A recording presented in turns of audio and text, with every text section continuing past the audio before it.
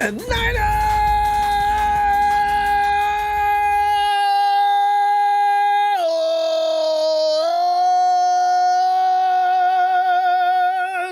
I know, fam. The thing is, I was going to wait until tomorrow. I said, I do one today and tomorrow, right?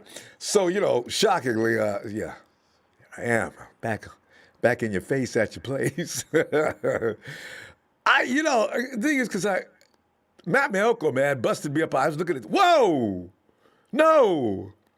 Because, fam, you and I both know the March 15th free agency date is it's coming up quick. No word on John Lynch signing one of the best of last year's DBs yet either. So, but it is believed that in this year of crunch funding, that the Niners mathematically could have a problem signing both last year's cornerback sensation, Jason Verrett, along with shutdown slot man, K'Wan Williams. And Tyler Lockett, man, the Rams, I mean, there's going to be a lot of teams. Hey, the Niners don't have K'Wan Williams? Let's go. Because, Cooper Kupp, man, because just in our division, Larry Legend, nobody eats up K'Wan, man. So I said, uh-oh. So tonight, taking your calls for your top priority in the defensive backfield, along with everything trending during this Niners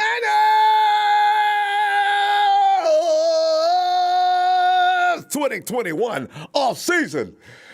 Oh man! Hey, let me throw some red meat to my favorite dudes. That Jimmy G hating club. You guys will like this too, man. Because here's the thing: PFF lists center Weston Richberg as 49ers' top candidate for the cut list. Right? In fact, it's salary cap analyst Brad Spielberg of PFF.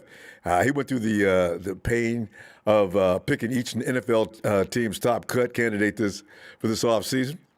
And for the 49ers, he named an offensive lineman who spent all of last season on the reserve, physically unable to perform list, center Weston Richberg, with over $13 million in the projected salary cap space, a post-June 1st out of Weston, would save the team nearly $8 million while creating about $3.5 million in dead money.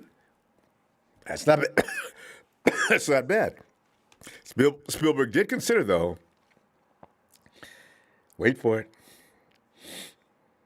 He did consider, of course, though, listing quarterback Jimmy G, but General Manager John Lynch's comments this past Wednesday during the eye test for 2 podcasts shifted the focus to the man named Richberg. Lynch said there was no doubt that G would be the team's quarterback in September, assuming he is healthy. That just ruined everybody. Because a lot of people around the league, writers and such, they don't know what's going to happen to Jimmy, right? But they could run that narrative as long as nobody confirms otherwise, right? Jimmy G's out. This quarterback's in. This quarterback's in. They're going to trade for this guy. They're going to trade up. They're going to do it. They can go on and on, right? So the best answer, he goes on to say, is frankly Jimmy G, but San Francisco appears to be running it back with him under center at least one more time. Spilly Berg, sorry, brah. As for his actual candidate, he goes on to explain why the move makes sense. Richberg has not played to the level of his contract after signing a top-of-the-market deal to join the Niners. He goes on to say, and Kyle Shanahan was able to plug and play other guys without too much trouble, as Richberg missed the entire 2020 campaign. He's wrong there. It was a whole lot of trouble. A whole lot of trouble. When you don't have a center in Kyle Shanahan's offense, you may as well go ahead and tie Kyle Shanahan up in the locker room and tell him to come out after the game. That guy plays a pivotal role in everything that Shanahan does. So Spielberg, yeah, no. But let's get back to let's get back to what's up. As you know, the 49ers did not plan well for the situation they face right now at cornerback for this offseason. How in the world did the whole unit come up with not a one cornerback on the books? How in the hell did that happen? 8 different players started games for the 49ers last season at the CB, not a one. Those players is under contract for the 49ers in 2021. John, you guys, did you see that like midway through the season? You could have signed one of those guys that were excited to play with you. You might have even signed Verrett. Just go ahead and call him in. I understand the thing about players getting hurt, but come on, man.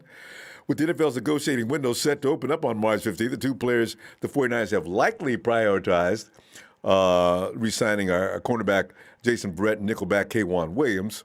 It seems doubtful they can bring back both players, though. As much as the Niners would like to retain Williams and Verrett, it also seems reasonable they would face stiff competition from the Jets. Fam should have never allowed nobody to talk to Robert Saleh. You know, this is the kind of thing that came back and bite you in the ass. You knew Bobby Saleh. You didn't know where he was going, but God, you didn't know he was going to go over there and have a lot of money to spend. Of course, that would only make sense, right? Because if a team was doing well, they don't need to bring Robert Saleh in. Whatever team is doing poorly probably has lots of money. Jets, Jags. Robert Saleh would have said, I got everything we need coming up. Trust me. 49ers ain't got no money. I'm gonna bring home damn near all that defensive unit. Took all the coaches. Robert Saleh also has a well-known affinity for both of these guys. And the Jets are in better salary cap, as I just mentioned, the position to whip the Niners on any bid. The Niners' defensive backfield is likely to undergo a transformation this offseason. We knew that was going to happen anyway, though. But to what is the question? And hopefully not another Swiss cheese. Not another Swiss cheese unit. Remember when we had we had Dante on one side, Richard on the other, man. Both of them was getting smoked. We brought in Spoon, and Spoon looked like a savior because he outplayed both of them. Can you imagine going back to those days? We got a great defensive front, but, you got to have somebody in the back to make that work better. Sherman's already stated he expects a mutual parting with the organization. We already knew that. Spoon, a third-round pick in 2017, appears likely to move on as an unrestricted free agent. And even though we've been saying things like, you guys could re-sign Spoon, because now Spoon even looks attractive. Spoon was a constant source of frustration for the Niners over the past 3 seasons. So Emmanuel Mosley, scheduled to be a restricted free agent, should return to play a significant role. The Niners are expected to have to make an effort to re-sign. This is documented. Dante Johnson. Can you imagine? Dante, man, normally we just have you on speed dial and we cut you at the cut line and we're gonna call you back later. We ain't gonna go wait this year. We're gonna sign you right now. How you like that? And we'll pay you a couple of dollars. Because I think they've been paying Dante $100,000 or so, But now they gotta go ahead and pay him a little bit. Good God. How times have changed as far as that backfield goes. Niners in a predicament in their defensive backfield because they have not done much to restock the position group over the years, and that's their fault. The highest pick the 49ers have used on a cornerback over the past 3 seasons was a 2018 fifth-round selection on DJ Reed. And what does he do? He left it approved. The Hawks backfield. And the Niners made the regrettable decision in August to release Reed after he sustained a torn pectoral in the offseason. Now, the Niners, contrary to what people are saying, though, that was not intentional. The Niners took a calculated risk that no team would claim him. He's got a torn pec. Why would you have to pick? Who's going to pick up a torn pec? Hawks. Hawks did it. Sons of bees. But, oh, no. And Reed ends up playing a significant role as the Hawks win the NFC West. Reed was coming down the stretch, and he was helping it make happen. Mosley is now a key factor in the 49ers offseason. He's an affordable priority to bring back. At least Mosley already has proven he can be a reliable corner. He may even be better this year. He's got a couple of years behind him now. Mosley may be a bad man. If the 49ers are convinced Mosley can play that slot, the club, they might let Williams walk and focus on re-signing Verrett.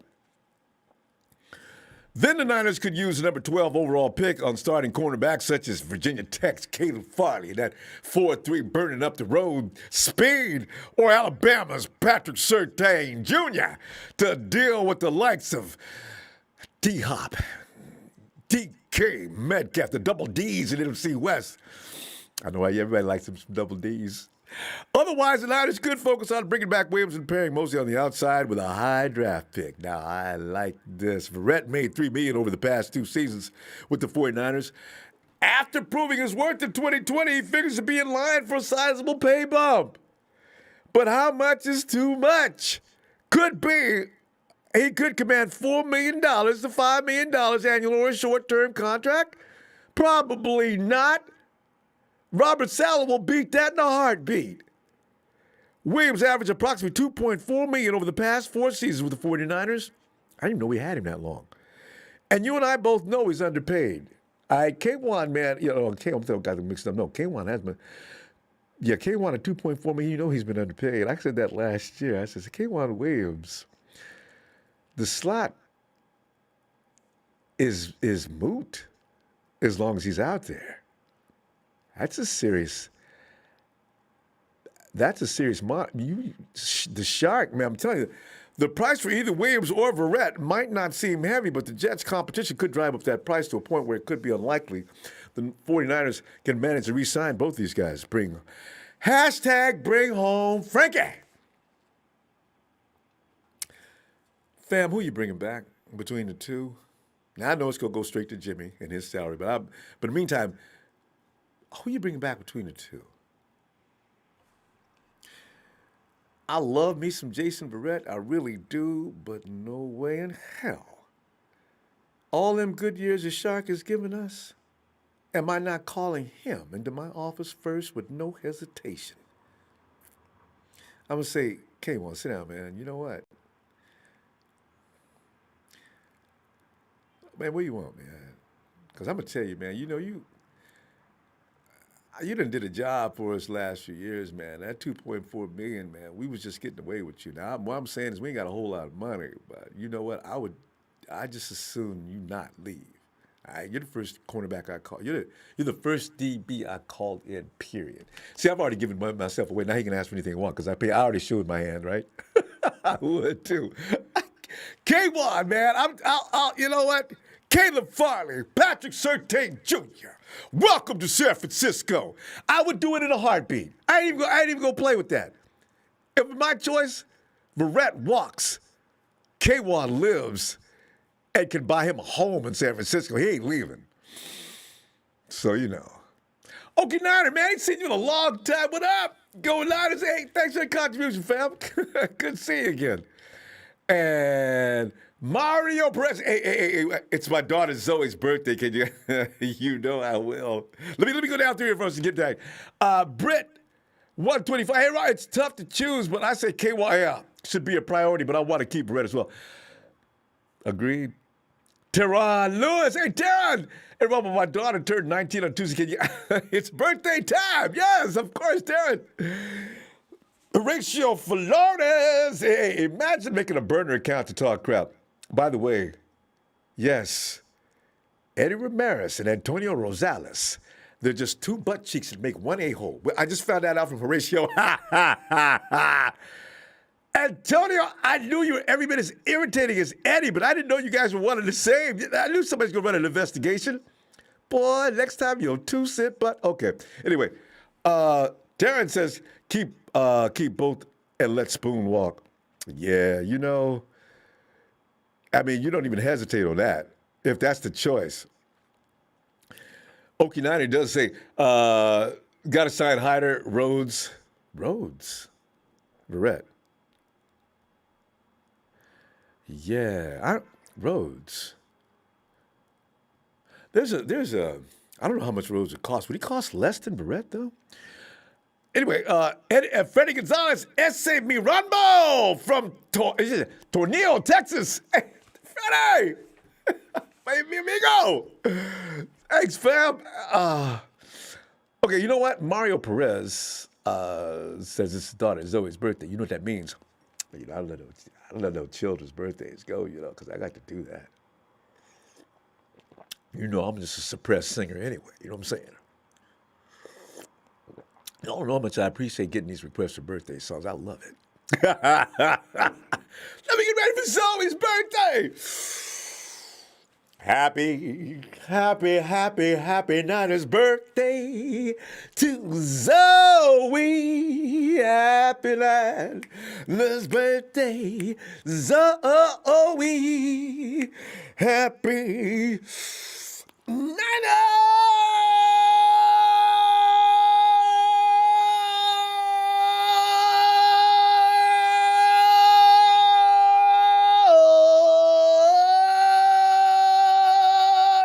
Hey, happy birthday! Hey, look at Taryn. Taryn, hey, Taryn, you didn't tell me your daughter's birth name, no? But I'll call her the little Taryn, the little Taryn lady. Taryn! Hey, oh. What do we got here? No, okay. Happy Nana's birthday, little T. Wait. Little TL. Yeah, you call it. Little TL. Happy Nana's birthday to you. Being that young lady. What do I got a name now? Jada. Dear Jada, I just got the news. Today is your birthday as you return. Wait. As you move to adulthood, being the lady that your fabulous daddy has raised, we salute you on this day with a happy birthday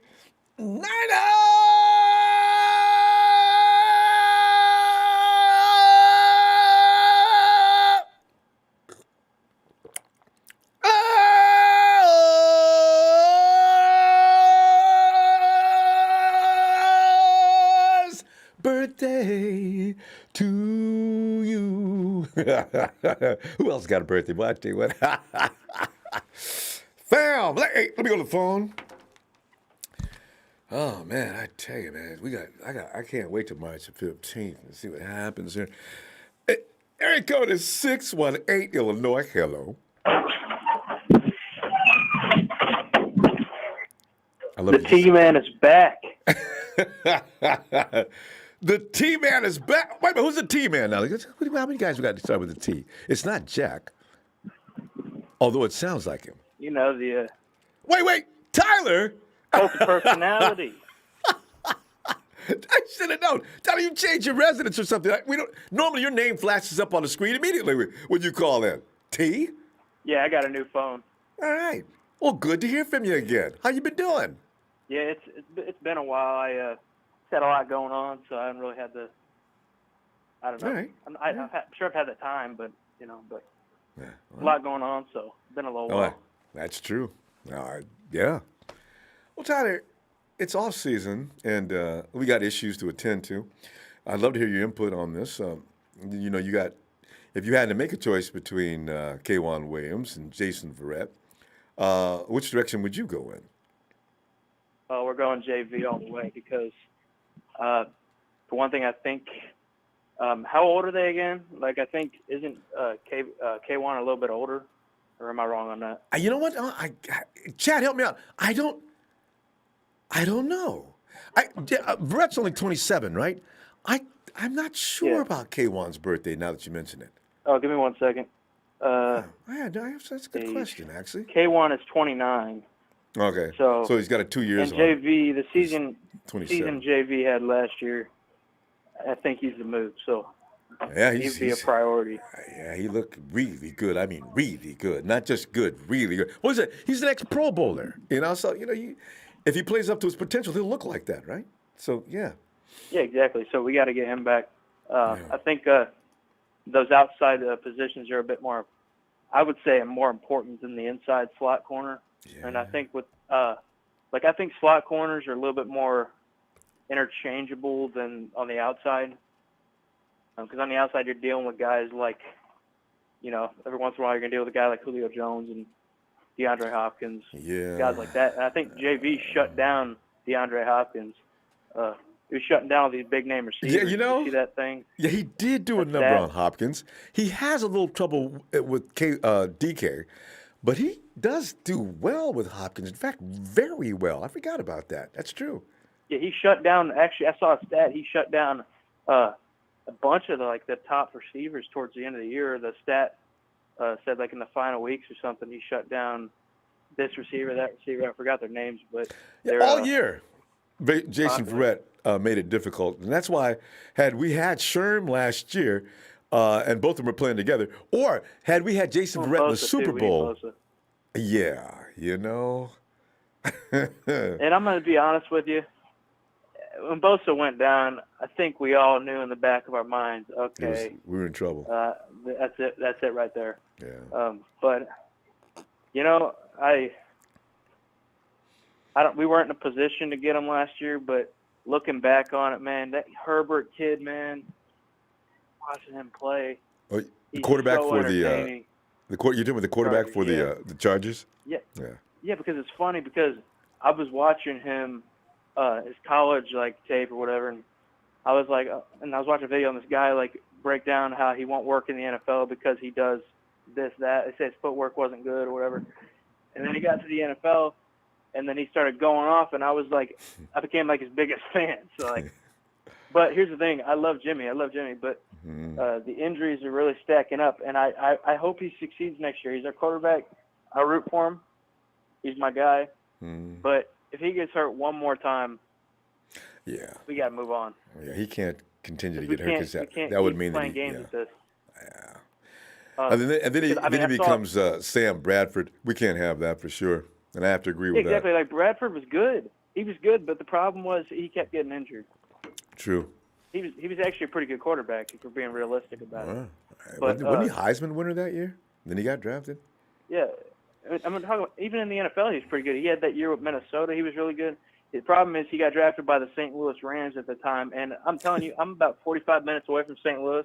Yeah. That team under Jeff Fisher was a disaster. Jeff Fisher was horrible at running that team. Yeah. And I'm very close by, so I know what's going on there. And at least at that time, they're not here now, obviously. But Jeff Fisher was a horrible coach.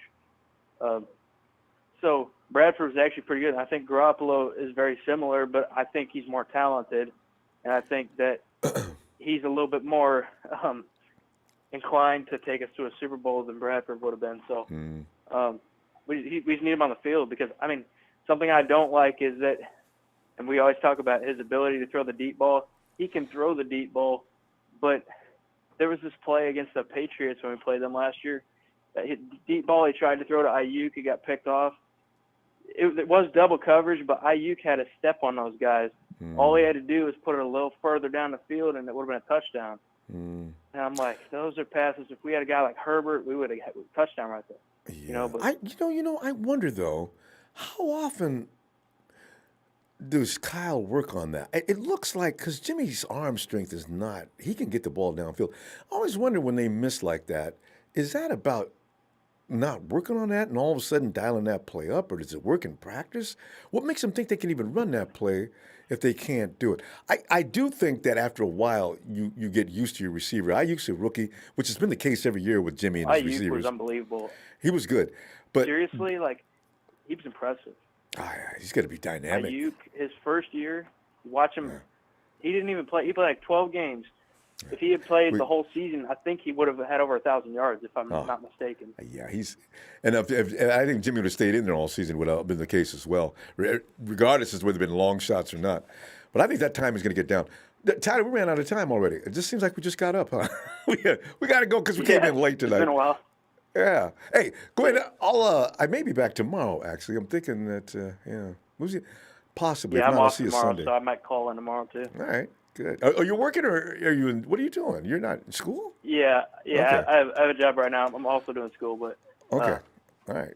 I just recently figured out what I'm going to do once I graduate high school, so that'll be nice too. So. All right. Look to hear from you. Let's see, possibly tomorrow or Sunday then. All right.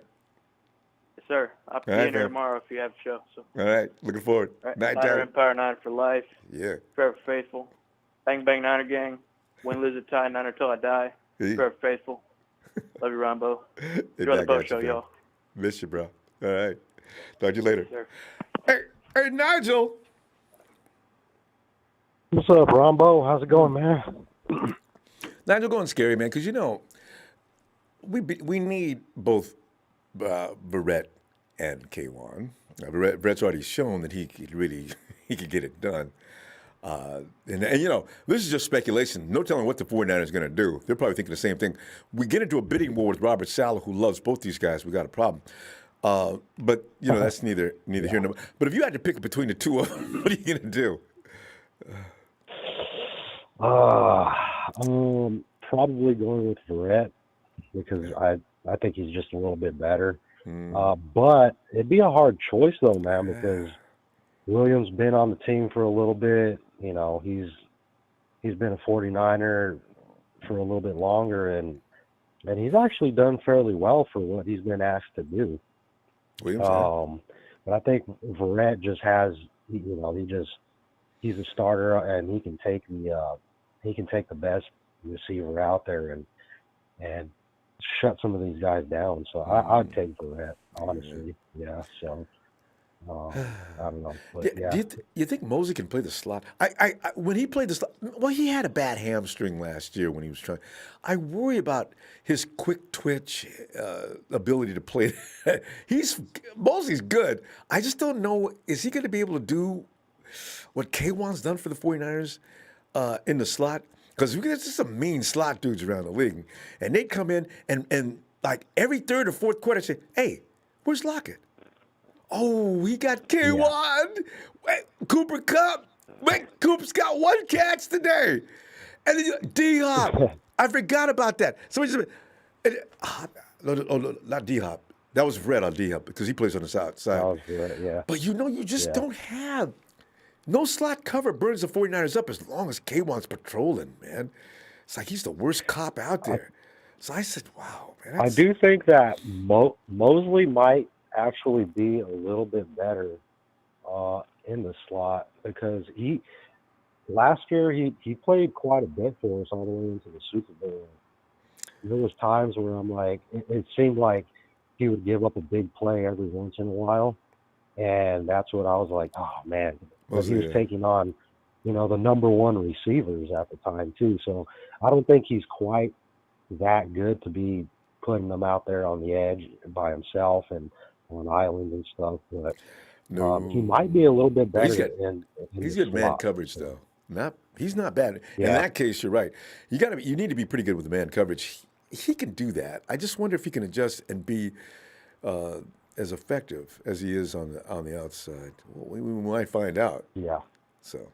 Yeah, and we've talked about how we might go after one of the corners in the draft in the first round. Pick number 12. That's still a possibility too, and especially if a guy like Patrick Surtain falls.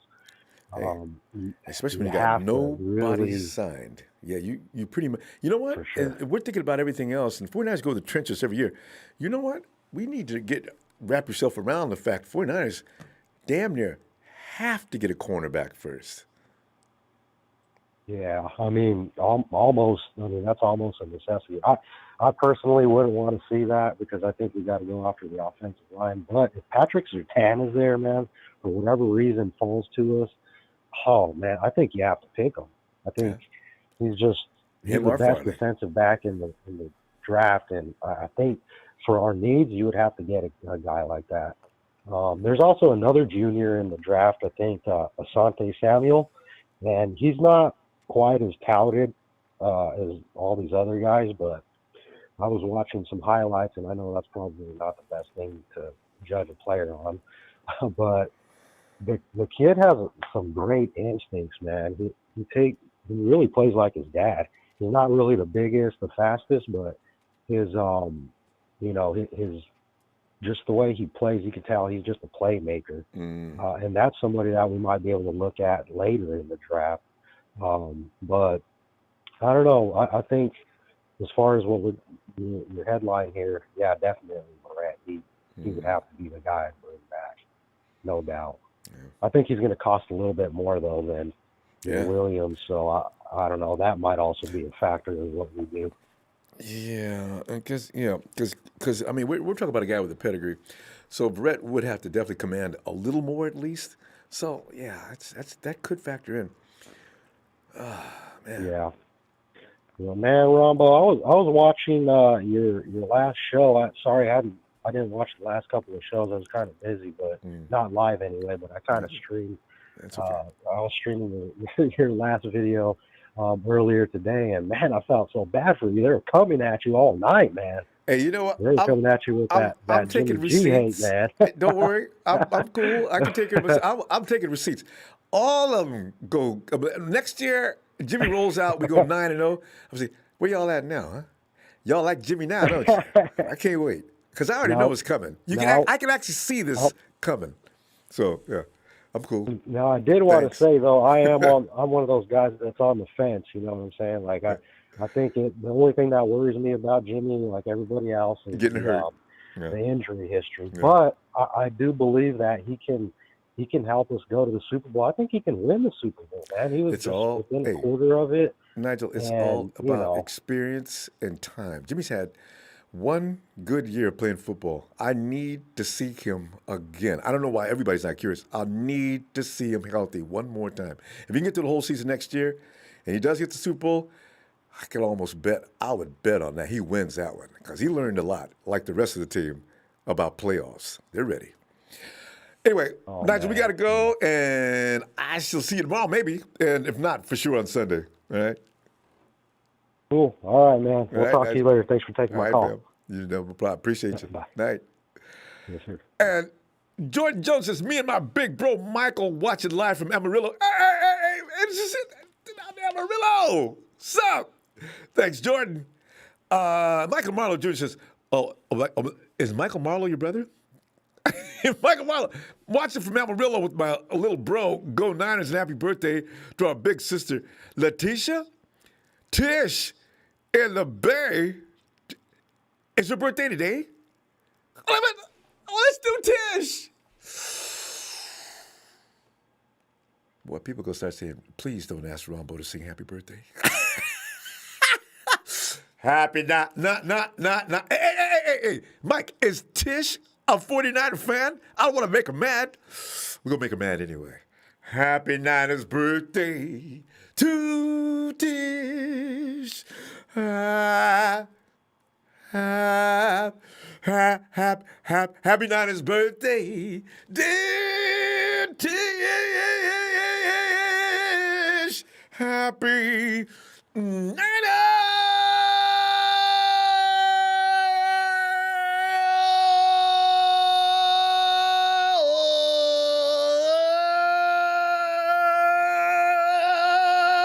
Birthday to you. Happy birthday, Tish. I love doing that.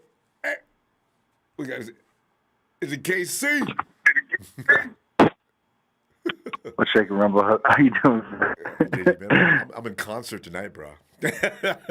no, it's Casey, Ronbo. It's not Jay-Z, Ronbo. I thought it was Casey, like Casey. Casey, I'm sorry, man. You're a little lightheaded. You've been doing so many shout-outs tonight. I know, man. You know, it's Casey, C-A-S-E-Y, Casey. Your name comes out as Casey. Yes, Casey. Sir. Hey, just don't call me late for dinner, Ronbo. I know what you're saying, man, because I used to tell my moms that all the time, even as a child, man. Because she'd be calling too late, early in the evening. You're still outside hanging out with your boys. Ronnie! Get in here. You know it's getting dark. Moms, you know what? I'll be in a minute. Dinner time. Wait a minute. I'm coming right now. Hey, Casey, I'm looking at, like, the cornerback situation, man. You already know.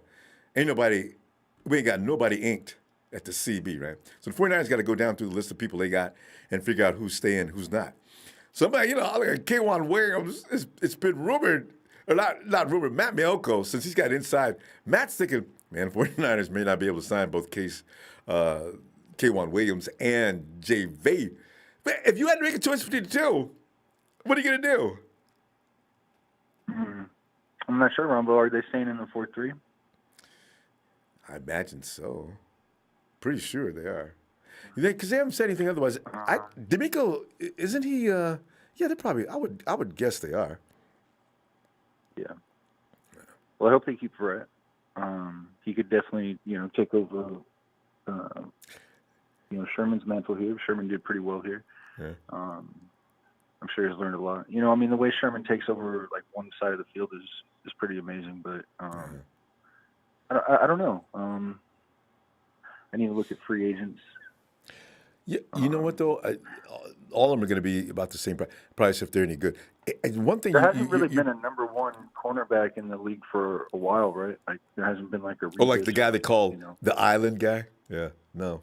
Yeah. Well, Stephon it's Gilmore. Just like you have to be like the shelf life of an NFL player is like 22 to 25 nowadays. So yeah. Gilmore was the year before last. He sucked last year for Isn't there a stat that says there's like one white starting cornerback in the last 10 years or something?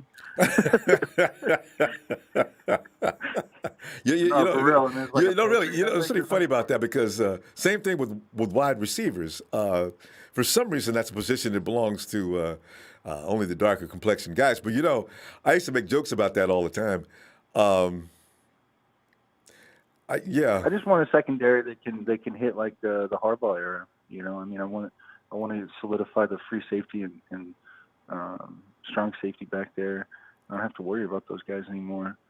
I'm kind of tired of seeing Jimmy get hurt and stuff back there. Jimmy Ward getting hurt back there.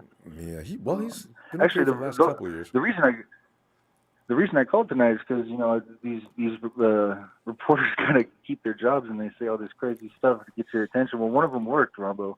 The Peter King guy that said he wanted to send Jimmy G, 3 first-rounders, Levi Stadium, and a Lombardi over to Houston for Watson. Yeah. I was like, what? Peter King, he had a lot of scenarios, and some didn't even include Watson. He had us trading, going round and round, and finally ended up with Kirk Cousins. I said, Peter, man, you stop tripping, man. Ain't nobody, hey, Letitia, you're welcome. You need to stop tripping, man. Ain't nobody go do all that to get Kirk Cousins. So yeah, I mean, it's like who do they think he is, man? Frank Gore? I know. Come on, man. who do they think he is? Ronbo, Chelsea Clinton? I'm confused by that. The thing is, every writer in the NFL, every talking that says, I'm going to give the 49ers a way to get rid of Jimmy. It's all about get rid of Jimmy. It don't matter who the quarterback coming to San Francisco is. Get rid of Jimmy. This is why I got a feeling Jimmy's going to be like top 3 next year. Because, can you imagine? Contrary to popular opinion, Jimmy G can play football. So now he's going to come in next year and probably really assert himself because that motivating factor of they think I can't play? They think I can't play. All right, let's go. I can see it, That's why I know. I want to see that fire out of Jimmy, man.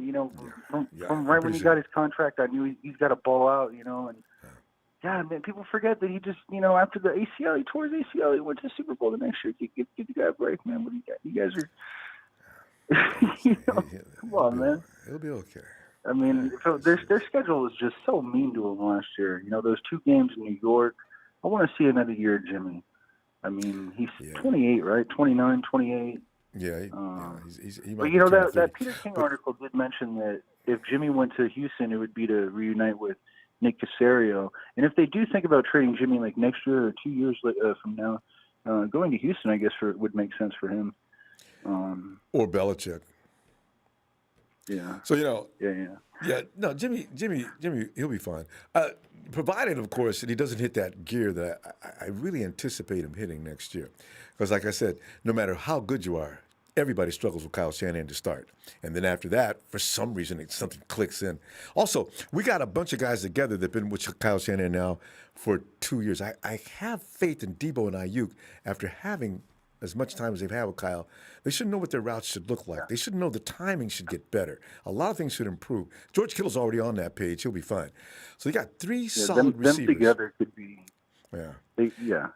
Who's the third receiver? Kittle? Kendrick. George Kittle.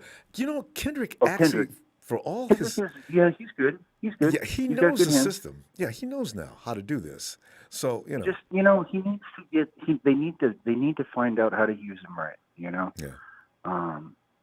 But Ronbo, I know you're I know your 2 birthday shout outs in tonight, but already it's not even 9 o'clock. It's my sister Leslie's 30th birthday.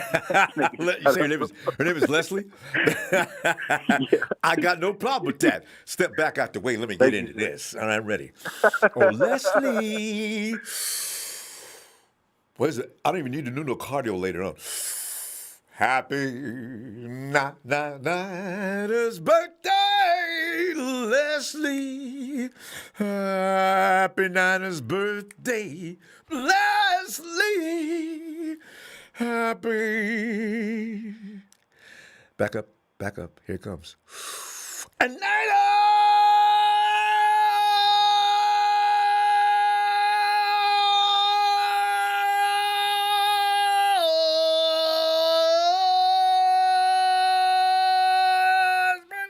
Leslie, happy birthday.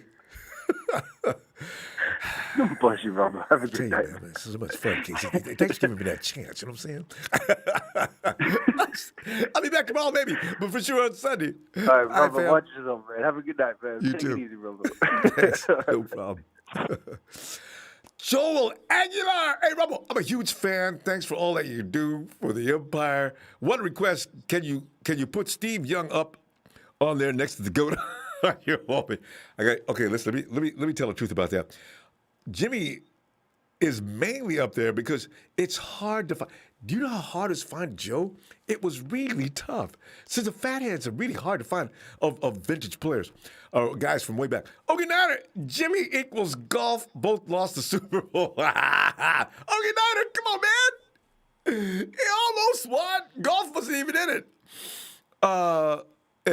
And Okie Niner agrees with Joel. Jimmy, don't worry about it, man. I got your back. Don't worry. Where were we? Oh, yeah. Let me go. Y'all know I like Jimmy, man. You know what? I already got plans for Jimmy next year. You know how I do. I go through this with people about certain players, and then I end up saying, I tried to tell y'all. This is going to be another I tried to tell y'all moment. I just know it's coming up. Felix. Never talked to Felix in forever. Felix.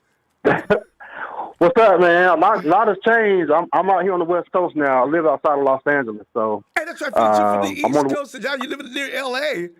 Now you got to deal with all them blue and gold jerseys running around there now. You wear your colors, right? They ain't got nothing to. Hey, listen, they ain't got nothing to brag about. What they bragging about? Amen. The Rams. They ain't got nothing to talk about. They got a new stadium. Whatever. But I like it now. I'm here in L.A. I don't have to go to San Francisco to go to a game. I can come because I'm like 20 minutes from the stadium. So. Okay. I like it. And so you're like a 35 or 40-minute flight out of L.A. if you want to come to San Francisco or Santa Clara. Oh yeah. Not even. I don't even think it's that far, or a 4-hour drive. I have it's a short flight. Plane goes up and goes straight down. You know, it's comical. Man, by the time you get up in the air and they get you snacks, it's time to land. Yeah. You know? So let's talk about these DBs. Okay, first of all, my thing about it is it doesn't matter. I would prefer Verrett. I think he's more. To me, I think he's more athletic. I think K1 has had issues with concussions, so that concerns me. He's a little bit older, has issues with concussions. And Verrett, he balled out. He balled out last year. I like Verrett. I like his energy. Awesome. He had something to prove. He was awesome. I want him both. And I do like him. So this is what we need to do. See, this is why I need to be a GM or an assistant. Okay, let's get rid of Richberg. Yeah. I think we need to let Coleman. I like him, Tevin Coleman. I think he can go. I think some of these other players we can go free up some salary cap money. You know what I'm saying? I think the biggest priority is Trent Williams. We need to tackle. Yeah. So but his name doesn't even get mentioned with possibility of not signing. I mean, nobody even talks about it. It's if they don't have no money, they're going to still sign Trent Williams. Oh yeah. But you know what? What's so funny? And even with the rumors going around, 49ers are being too quiet. This is the first time right? John Lynch has said they're up to something. First time, and every time the 49ers are quiet, they come up with something like we didn't know we would get Trent Williams last year. You know what I'm saying? With Joe Staley retiring, so I think the 49ers are too quiet. I think. Listen, if we can't get Deshaun, just ride with Jimmy.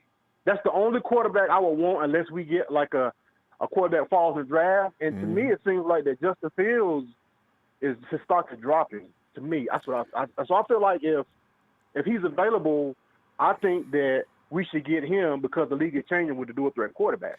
And he will be. Justin, to me, he's going to fall to 12.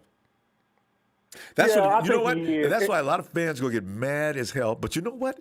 If Justin falls to 12, somebody, because I don't think Kyle wants him, somebody's going to call Santa Clara and say, yo, you know what I want to do? What y'all want, man? I want Justin.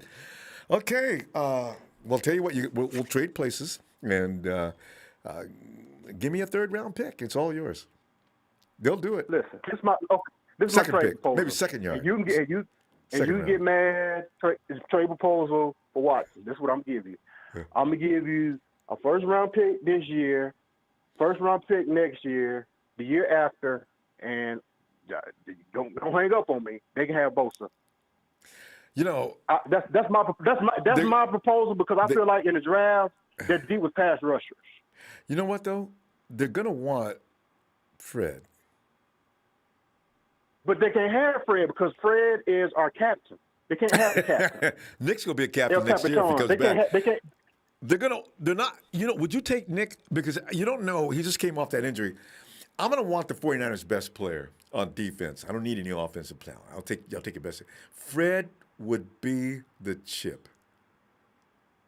But see, my thing about it is like I feel like that we can because our defense was solid without Bosa. We still had our good like down the stretch. Our defense got better. Yeah. But to me, I think the thing that's holding us back from going over the top is the quarterback. And we need somebody like the running game is not going. We can throw the ball. We know if we put the ball in Deshaun's hands that something's going to happen with the weapons that we have. But I think that's the only time we'll trade for anything if Deshaun is available. Hell, you can have the concessions, the popcorn man, you had a mascot, you can have the janitor. Put him in trade too. Take them too. But that's one thing that's going to take us over the top is the quarterback play because the best ability is availability. When Jimmy Garoppolo's there, he plays good, but he hasn't been there. And now we're stuck with our backup quarterbacks are straight up losses and toothpicks, and we see where they ain't going. That ain't going nowhere. We could wait and see. It's not a promise that Garoppolo's going down. I mean, he made it through 2019. He would have made it. I think he'd have made it through this last year. Had Quentin Williams, somebody would have drove his face into the dirt as he come running through there after the play ended. So it's always a luck of the draw. Jimmy G is not guaranteed to go down like a lot of people are assuming. He could be fine. And then second year with Kyle's... and Texas can take Jimmy too. They can take Jimmy too. Well, no, they have to. You can't keep them both. I mean, if you get Watson, you got to get rid of Jimmy. So if we give Texas to Jimmy with the draft picks, then he'll be the bridge for the quarterback they draft. That's how I look at it. Well, that would be if you're going to go for a quarterback, you're going to draft him. Yeah, you let Jimmy stay right where he is. You don't put all the marbles in a rookie's basket and think he's going to get it done. He has no experience, and Kyle Shanahan's system is tough enough for polished quarterbacks in the NFL, let alone a rookie. You saw what CJ looked like. That's pretty much what you get. Yeah. So CJ's been in our system for 4 years, and he looked like he from the CFL. I don't know. Yeah. But you know what's so funny? He looked a little better this year. I thought. What? I thought they should have benched Mullins for Beathard earlier. I thought they should have. Maybe. And sometimes, I remember I've always told you, sometimes Kyle Shanahan's so smart he dumb. Stuff like that. I'll split yourself. We got to go though, Felix. So good to hear from you. Glad to see you on the West Coast. But let me. I may be back tomorrow, and for sure Sunday. Okay, I got some more to say. I'm gonna go ahead and go. We're out of time though because we're late. We don't want to make people wait too long. So allow us to see you tomorrow or the next day. Okay. All right. All right, fam. Appreciate you. All right. Bye. All right. And hey, Tony. Hey, Ronbo. Tony. I'm telling you, we're sitting there making the difficult decisions, as John Lynch is going to have to do in just a little bit, maybe. Although, it's like everybody speculates that they know exactly how much money is going to be allocated to whom and how much they have to spend. We don't really know anything. Everybody's doing a lot of guesswork. The 49ers may have this all planned. We may see Williams and Verrett. I don't know how. But, I don't know how they're going to sign Williams either. But they don't seem to be thinking too hard about that. But, Tony, between the two of those guys, though, which would be your preference?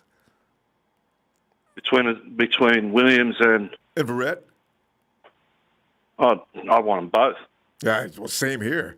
I mean, but if But push came to shove, you have to sit down and like I was just trying to go through the whole roster. You have to sit down and compare people that have got the same letters next to their name with the same positions. I mean, what do you do with Ezekiel Ansah? he's already gone. He played after one play. Is he?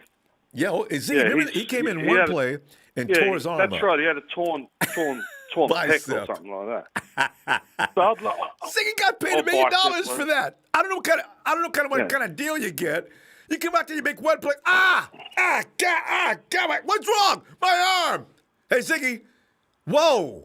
Okay, listen, we got to talk about your contract. No way, I signed it. You know, see, it's scary. So I'd let CJ walk. I'd let Tevin Coleman walk. Yeah. Dante Johnson, I'd let him walk. Jordan Matthews, I'd let him go. Mike McGlinchey, I'd let him go. Trent Taylor, I'd let him go. Solomon Thomas, I'd let him go. And would you replace Jermichael Hasty with Tevin Coleman? No, because Jermichael's cheaper, and Tevin. I get a lot of. I'm trying not to talk about TC, but TC doesn't do much. He's a good blocker though.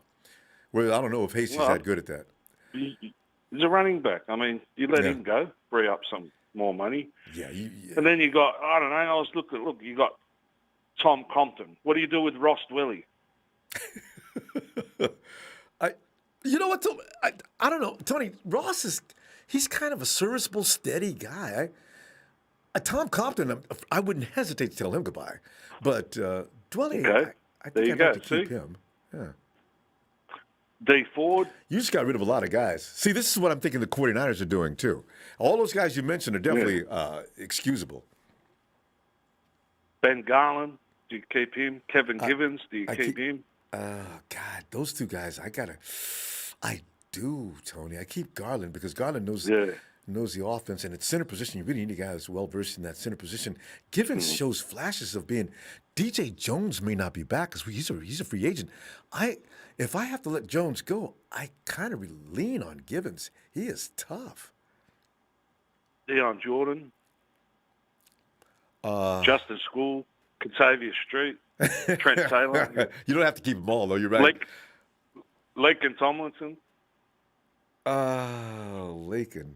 Yeah, I got to keep him. You see what I mean? You've got to go through the whole roster. Yeah. And you've got to see who you can stash on the practice squad, who's on the injured reserve. Oh, they're going to let us keep doing that, too. Yeah, you're right. You know what I mean? There's a lot of money to be saved from what you just did. And I think that's why the 49ers feel so confident in what their plan is. And if you go through the roster, Ronbo, there's a lot of names that didn't even make it on the field. And there's sacrifices you don't have to make it between K'Wan Williams and Jason Verrett necessarily. You're right. Exactly. So this speculation may be going in the wrong direction. I reckon I could free up a heap of cap space. Yeah. And it depends. It's going to be a bit of a messy one because it depends who falls where to them in a draft and who they can get in free agency and swap. You know, how do we know they're not talking to, making deals with their old defensive line coach who's at the Jets now? What's his name? Bob.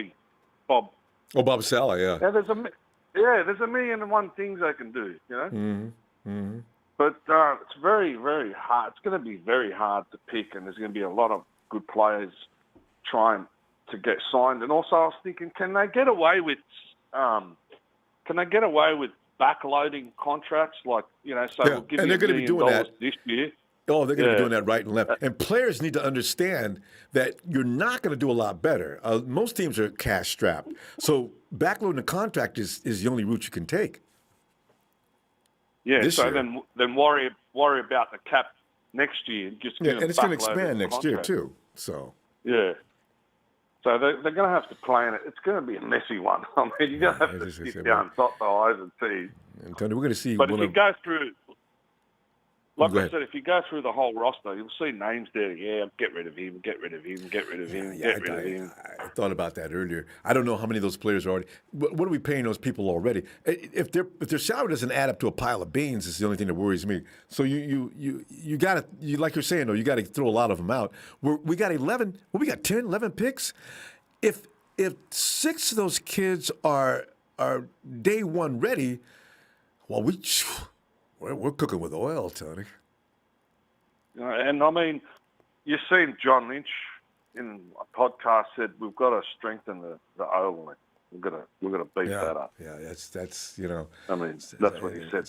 I wouldn't be surprised if they go. They're going to get one, and they're probably the first round pick. We don't have any cornerbacks, what so areas, you wonder. Yeah, and the other thing is, what areas are we weak in? We're weak in the O line. Yeah.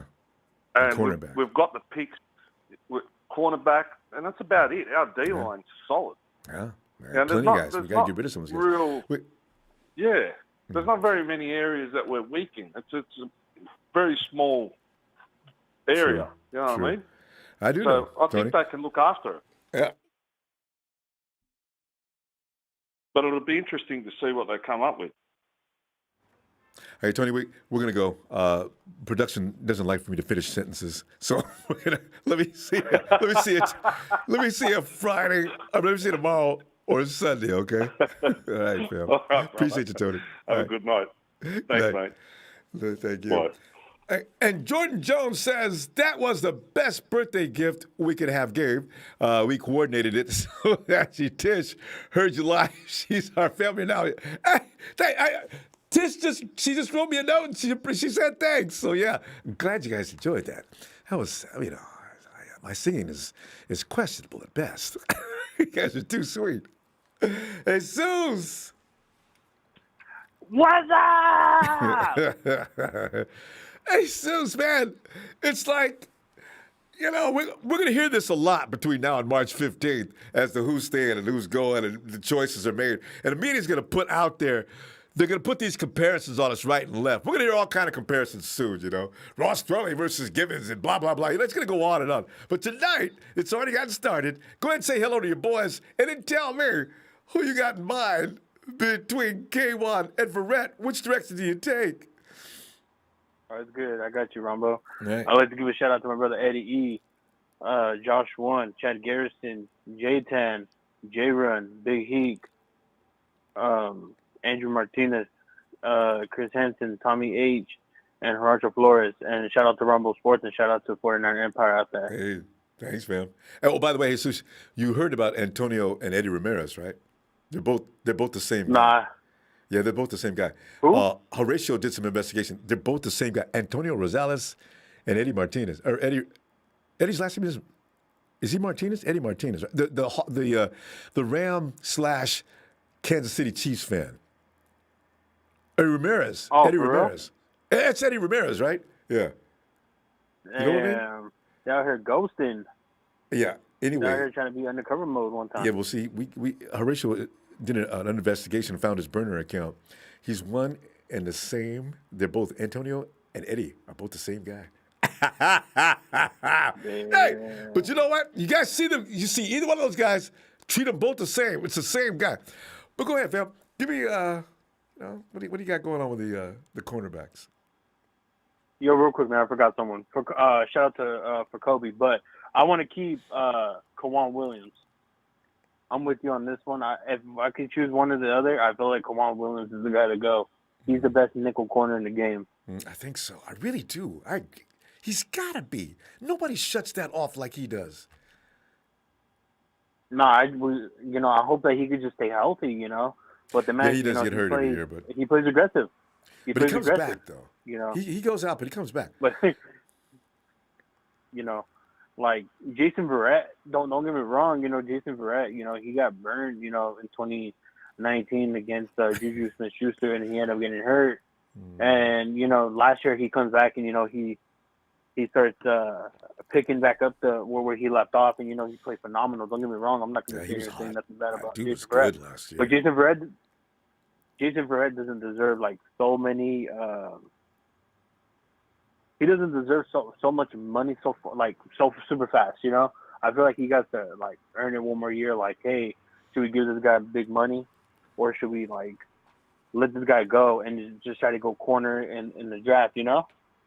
And they're But definitely I'd rather going. have. There's going to be some corner. I don't know if it's going to be first round or second round, but yes, the 49ers are definitely going to pick up some cornerbacks and maybe another one in the third round. Second and third round because we got more than one pick in the third round, right? So yeah. I got us predicting. I got us predicting us picking up a right receiver. I don't know why. Maybe. But yeah, because Kyle's still looking for. Telling me, every year he somebody's does. telling me that Kyle's going to pick up. Yeah, I'm not mad at that. I'm all up for picking up young talent on the receiver core. Yeah, because Dante didn't work out. God, I still don't believe Dante was. He looked good coming out of Washington, and then we get him to San Francisco, and all of a sudden he starts off the first season good, and the next year all of a sudden he's scared. Oh, Dante. So yeah. Yeah, like I had like I don't know. I have us predicted like it all depends on the Trent Williams move. It all really depends on that. That right there just tells me if we don't pick up if we don't resign him, we're going to left tackle in the draft, either the first or the second round. Quite frankly, I don't care if we get him in the first round. There's a lot of good left tackles in the draft this year. I wouldn't mind going left tackle. And Russell Okung is a free agent. If they couldn't sign Williams, I think they would hustle to see if they could get Okung before somebody else does.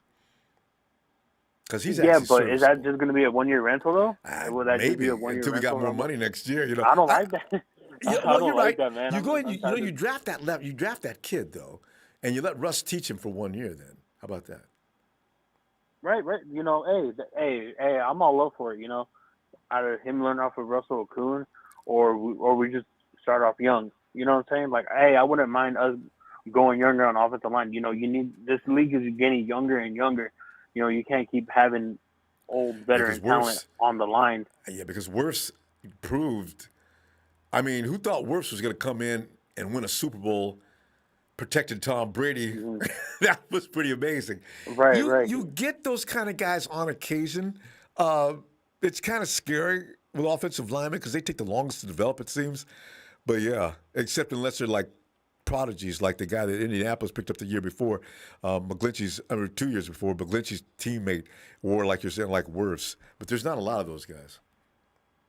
Yo, Brunskill or Schooley, I forgot which tackle stepped in for Joe Staley against the Seahawks. That was School. No.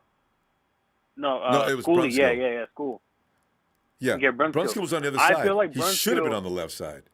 Brunskill should have been on the left. I feel like Brunskill could actually do the job. He did it way better when I'm not saying that he was better than Staley, but when Staley came back against the Seahawks, he was getting smacked, by Javon Clowney, Mm-hmm. So all I got to say, I wouldn't mind giving him a shot. Say if we go left tackle, hey, put him on right tackle because Michael Lynchy, I feel like his window's getting shorter every year because, hey, he was messing up at the end of the 2019 season, and last year he didn't have the best year. Our right side is where the biggest mistakes come from. The left side could stay, but we need to do something with the center.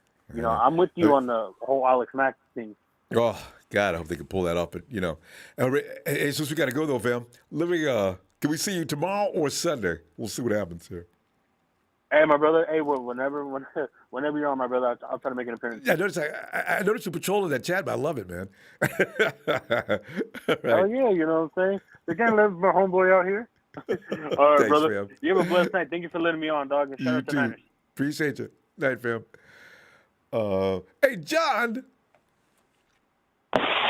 Ronbo. John, come on in, man. We're talking choices. We're going to get a lot of this between now and March 15th. Make those choices. Damn, 2 weeks away. Though, Taryn Lewis said that K1 and Jason Verrett are the same age. But actually, between the two, no matter what, if you had to make a choice, what direction would you take?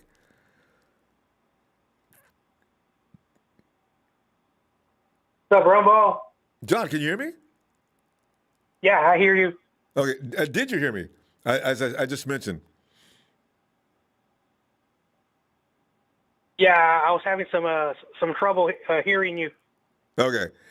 Okay, can you hear me now? Okay. Because I'll go ahead and go over that Yeah, again I real hear quickly. you. Okay. So anyway, we're looking at the choices that have to be made because we're not going to be able to keep everybody, but there's going to be a lot of great players that you don't want to see leave at the same time, right? And you got Robert Saleh sitting over there laughing and left 49ers. They're not going to be able to sign this guy. I'm going to go get him. I think I got Jason Verrett. They can't afford him. And K'Wan Williams, and we're set. Listen, between K'Wan and Jason, the 49ers are probably not going to allow both of them to leave. If you had to make a choice between two, which one would you take? Well, when it comes to Jason Verrett and K'Wan Williams, I've always been a Verrett guy, even when he was in San Diego. Yeah. And personally, I feel that Verrett should stay because I've never been sold on K'Wan. He's a great player, but I've never been sold on him. Like just what he did this year, Verrett. He came off, an injury for like 3.5 seasons, So when a guy comes back from an injury that he's been gone for, a large amount of time, and he came back during a year where, out of all the corners, he was probably the best one in that secondary. And that's the reason why I want to keep him. I don't think he's going to, ask for a lot of money. I don't think he's going to be paid like the top corners, but I do think he's going to get a little bit more. K'Wan, he has a very good relationship with Robert Saleh, and if K'Wan doesn't get, for sure, he's mentioned if he doesn't get what he wants, he's going to the Jets because, he's mentioned he and Robert Saleh, they just don't have a coach relationship.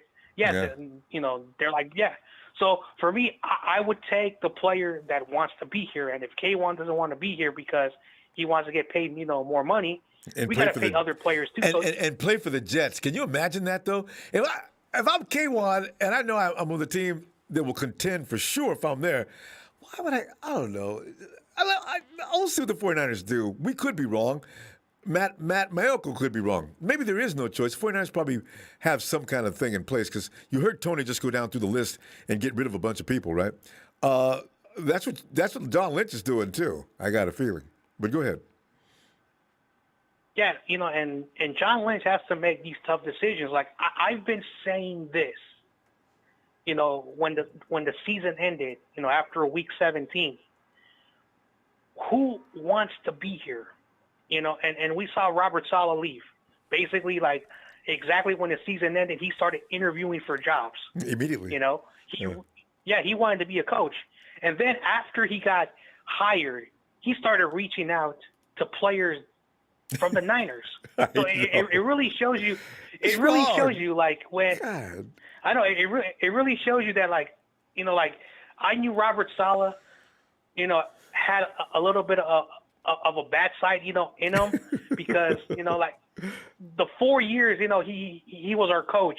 Yeah. Yes, he made that defense good, but at the same time, the attitude that he had, it's showing. Richard Sherman, basically in December, the season's not even done yet. He said, "Oh yeah, I'm leaving." So, that's another corner that can go with Robert Saleh because. So, John Lynch knows who's going to be on this team next year. And you're probably right. He probably known for a while now too. Mm-hmm. And then the draft, basically free agency. We're going to take some players. Last year in the draft, I was shocked when Trent Williams, became a 49er. We're all going to be shocked of a player who is really good and is probably going to take very little money. Because the NFL, those insiders last week said a lot of veteran players are going to get cut on day one on free agency, and they're going to linger until June 1st when teams are able to restructure and get more money. So we are going to benefit also with that. So, like I said, I'm not worried about free agency. I do feel that it's going to be costly, like to keep Trent, Juszczyk, Verrett are the three players that I really want to stay. And it's so funny that they're going to be the ones that are be the most costly. Yeah, I keep forgetting about Juice. And then when I'm reminded of him, I think, oh, yes. He is so critical for that offense for so many reasons. But, yeah. So Verrett with the pedigree and, that's going to be a choice between those two. For Kobe makes a great point. Had we, DJ, the guy that went over to the Hawks, what if we, it's just a freak accident. He has a torn pec. You put him on the waiver list just because you want to sign him back in a minute. You just need to get through this weekend. And the Hawks saw it and came and picked him off. We could have put him in the slot. He wasn't that bad in the slot. He likes playing safety better, though. But he looked good with the Hawks. God. I don't. That's true. Like I knew DJ Reed was going to be not great, but he was a really solid, good piece to have. Yeah. And I want to end with this very, very, very quickly. Your last show, you were talking to some dude, TNT or whatever, and just like my new boy and the new mascot, you got to make that dude the mascot of your show. Said he didn't know who TNT was. I don't know who this TNT guy is. Oh, Hayden. But once he starts saying like a lot of dumb things, I don't know who this group is, but everything he said made no sense. Because I'm going to put this in his face. Jason Verrett was out for 3.5 years. He came back this year on a bad year. He became almost a Pro Bowl player. Jimmy Garoppolo, yeah, he's been hurt. Right. But guess what? If Verrett came back, had a great year, I have a feeling, even though this is going to hurt me because I'm not a Jimmy G guy. Because we're out of time. Yeah, because I think Jimmy G's going to ball out, and that's hard for me to say. That's all I want to say, Ronbo. There you go. All right. and I support that. All right, John. We'll see you tomorrow or Sunday. All right. All right. All right, see you tomorrow or Sunday, Niners. Yeah. And that's Kay Hendricks again. That player will be Stephon Gilmore or Zach Ertz. Thanks, Kay, for that contribution. You know what? Zach is out there suddenly. And Stephon is too. Can you imagine? Maybe that's what the quiet's all about. 49ers are trying to figure out the cash. Hey, Hank. Ronbo, how you doing, my guy? Hey, man, we're just sitting back here, man, and looking at some of the comparisons. And this is one of the first ones that I've noticed. There's going to be a lot more in the next 2 weeks. We're going to see all kind of names because the media knows how to stir up attention and get people pumped up, right? So they're going to get tired of Jimmyism, especially since Lynch came out and ruined everybody's role the other day by saying, no, guys, Jimmy's starting. We fully expected him to start on opening day.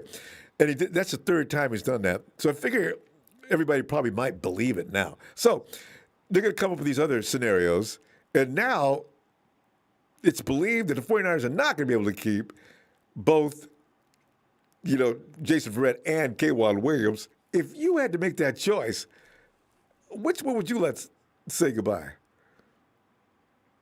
Ronbo, I'm going to answer that question. I just wanted to say something to production because I'm concerned about the safety of somebody in our chat. I need you guys to put out a missing persons report for Patrick, my homeboy. I feel like he's majorly depressed after what happened in the Super Bowl, and that next year he's even going to lose even more players for the same quarterback. So, I just wanted to put a missing persons report out on that fool. So, besides that, going back to your question, Ronbo, this situation with Verrett is it's reminding me a lot of a certain player, Eric Armstead. When it's contract year, go crazy. It's time to ball out. But after that check hits, I'm kind of concerned on how well he's going to be doing. But all jokes aside, we need a cornerback, Ronbo. I'm damn sure not going with Akilla Weatherspoon. Matter of fact, that boy will be lucky to have a job on this squad. But, Verrett, we got to sign him back. And in all honesty, Ronbo, I know how you feel on the Jimmy Garoppolo situation. I'm not going to give you any more hassle for it. But I do want to point out to everybody, I do want to point out to everybody that if we just lost our star defensive coordinator, and now you're talking about giving our best defensive end away and the captain of my linebacking crew, that's not a good situation to be in, okay? Matter of fact, we don't even have a left outside linebacker, okay? And you guys want to talk about throwing away our captain of the middle inside linebacker. That's Fred Warner, in my opinion, the number 1 or number 2 linebacker in the NFL. So you guys want to give that man away for Deshaun Watson. Deshaun's going to be struggling even more. So put it like this. Ronbo, you know my opinion on Jimmy's situation. I'm not for him, but put it like this, Ronbo. We waited a while, and Carson Wentz, if they wanted him, they would have got him. We could have definitely afforded that. Or but then you got to think Stafford. we're in the same situation. Yeah. Even Stafford, but then you got to think we're in the same situation as far as cap goes. So you got to understand how much better is the team actually getting. And to be honest, Jimmy's chemistry with everybody is pretty good. But Ronbo, I want to throw you a stat because I know that's your boy. Since 2017, you know how many games Jimmy Garoppolo has been on the field for out of 53 games? Less than half. 28, Ronbo. Yeah. that's a little bit more than half, I believe. I'm not doing the math exactly in my head, but yeah, a little bit more than 50%. But Ronbo, that's not good, man. And then on top of that, you're eating that much of the cap. Put it like this: if Ronbo, if Jimmy decides to come back for $5 million less a year, I'm all for it. That's telling me that the guy wants to stay here. Yeah. That's telling me that the guy. And matter of fact, if he does that, Ronbo, we can actually sign another player or two. Yeah. And it might not be a Jamal Adams or but it does help fill out the roster with somebody serviceable. But I mean, yeah, somebody serviceable. Ronbo, we need a left outside linebacker. Give me the answer for that. I got Dre Greenline. I got Fred Warner. Who the hell else do we have? Well, when I'm playing Madden with my Niners, bro, I'm putting Marcel Harris as the left outside linebacker. Like, what the hell are we doing? Give me another linebacker, man. Fred and Dre are great. You got the other kid that did a pretty good job last year. Remember he was hurt the year before. Aziz? What is this? Huh? Come on. Aziz? No. No. Oh, Al-Shar? Is his name Al-Shar? Aziz Al-Shar? Yeah, but no, Ronbo, that is not an answer, brother. Come on. Is he who I'm talking about? Did he struggle last year? I thought he was okay. Ronbo, he was decent, but put it like this, right? He is not a starter in the league. There's a reason he got drafted where he got drafted, or hell, I don't even know if he was undrafted. I don't remember. Actually. The thing is, I don't remember. So we don't have a lot of linebackers. So, yeah, after Dre and Fred, yeah, you're right. I don't know. I didn't thought about that.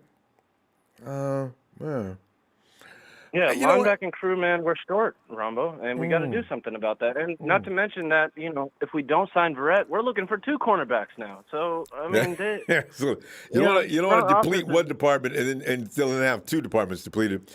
I don't know if the linebackers, there could be a couple available and for June 1st. Everybody's not going to be able to keep. Because remember one thing, Hank, we have the better cap situation than most teams. So most teams got to let people go. And you just mentioned Kansas City. Now, there's a team I can't wait to see how they're going to fix this. I mean, they got huge distance over the cap. So I want to see. It's going to be interesting. Have you seen the Saints? What are they, like 40 mil above the cap? Like, damn, at least it ain't that bad over here. They need it. The whole team needs to be in church every Sunday. I don't know what they're going to do either. That's ridiculous. Oh. And on top of that, Drew Brees is coming back. Like, they were about to save, I think 25 mil or 22 mil. Brees made up his mind to come back? Did he make that decision already? I don't quote me on it, but I felt like I read an article about a week or so ago. But matter of fact, if he doesn't, decide to retire, they're going to have to let more players go for Drew Brees. So, that's a situation that's good that we're not in it, but I just feel like we got so many issues right now, Ronbo. And then on top of that, we just lost our defensive coordinator. I mean, you should not be throwing away captains on your defense for, a quarterback that's going to come in and, he's going to do well. I mean, Hank, I'm an advocate for Deshaun. I can almost guarantee you Fred Warner is not going to Texas. I mean, I can guarantee that. I would bet the farm. There is no way in hell. And Texas already made it clear they're not letting him go anyway. But even if they did, Fred Warner would not be a part of that equation. There is not a heartbeat of a chance. So, I really hope you're right because, man, do we need Fred? And matter of fact, Ronbo, I know you talked about him the other night, but we should draft his brother. He's a safety. I know, right? And Because maybe it's in the DNA. The Warner Brothers out there, that's motivation for both of them to play better. So to outplay each other. I know I'm running short on time. Yeah, we got to go. One small point. If you want my recommendation on what we need to do, got to sign Trent Williams. You're not going to find a better replacement than that in the draft and free agency, in my opinion. Keep Fred, keep Bosa. If at worst situation at number 12, trade it away just so we can get some more picks. If no good quarterbacks are there at 12, I can't tell you who to draft. But great talking to you, Ronbo. All right. Get on production about that missing persons report. Yeah, we're going to do it because we're worried about him. Yeah, I feel for that, brother. So you take care. Good talking to you, Ronbo. You too, man. Appreciate you. All right. And Jack is back. Jack. Did you miss me? Because I missed me. Did you go TO on me? That was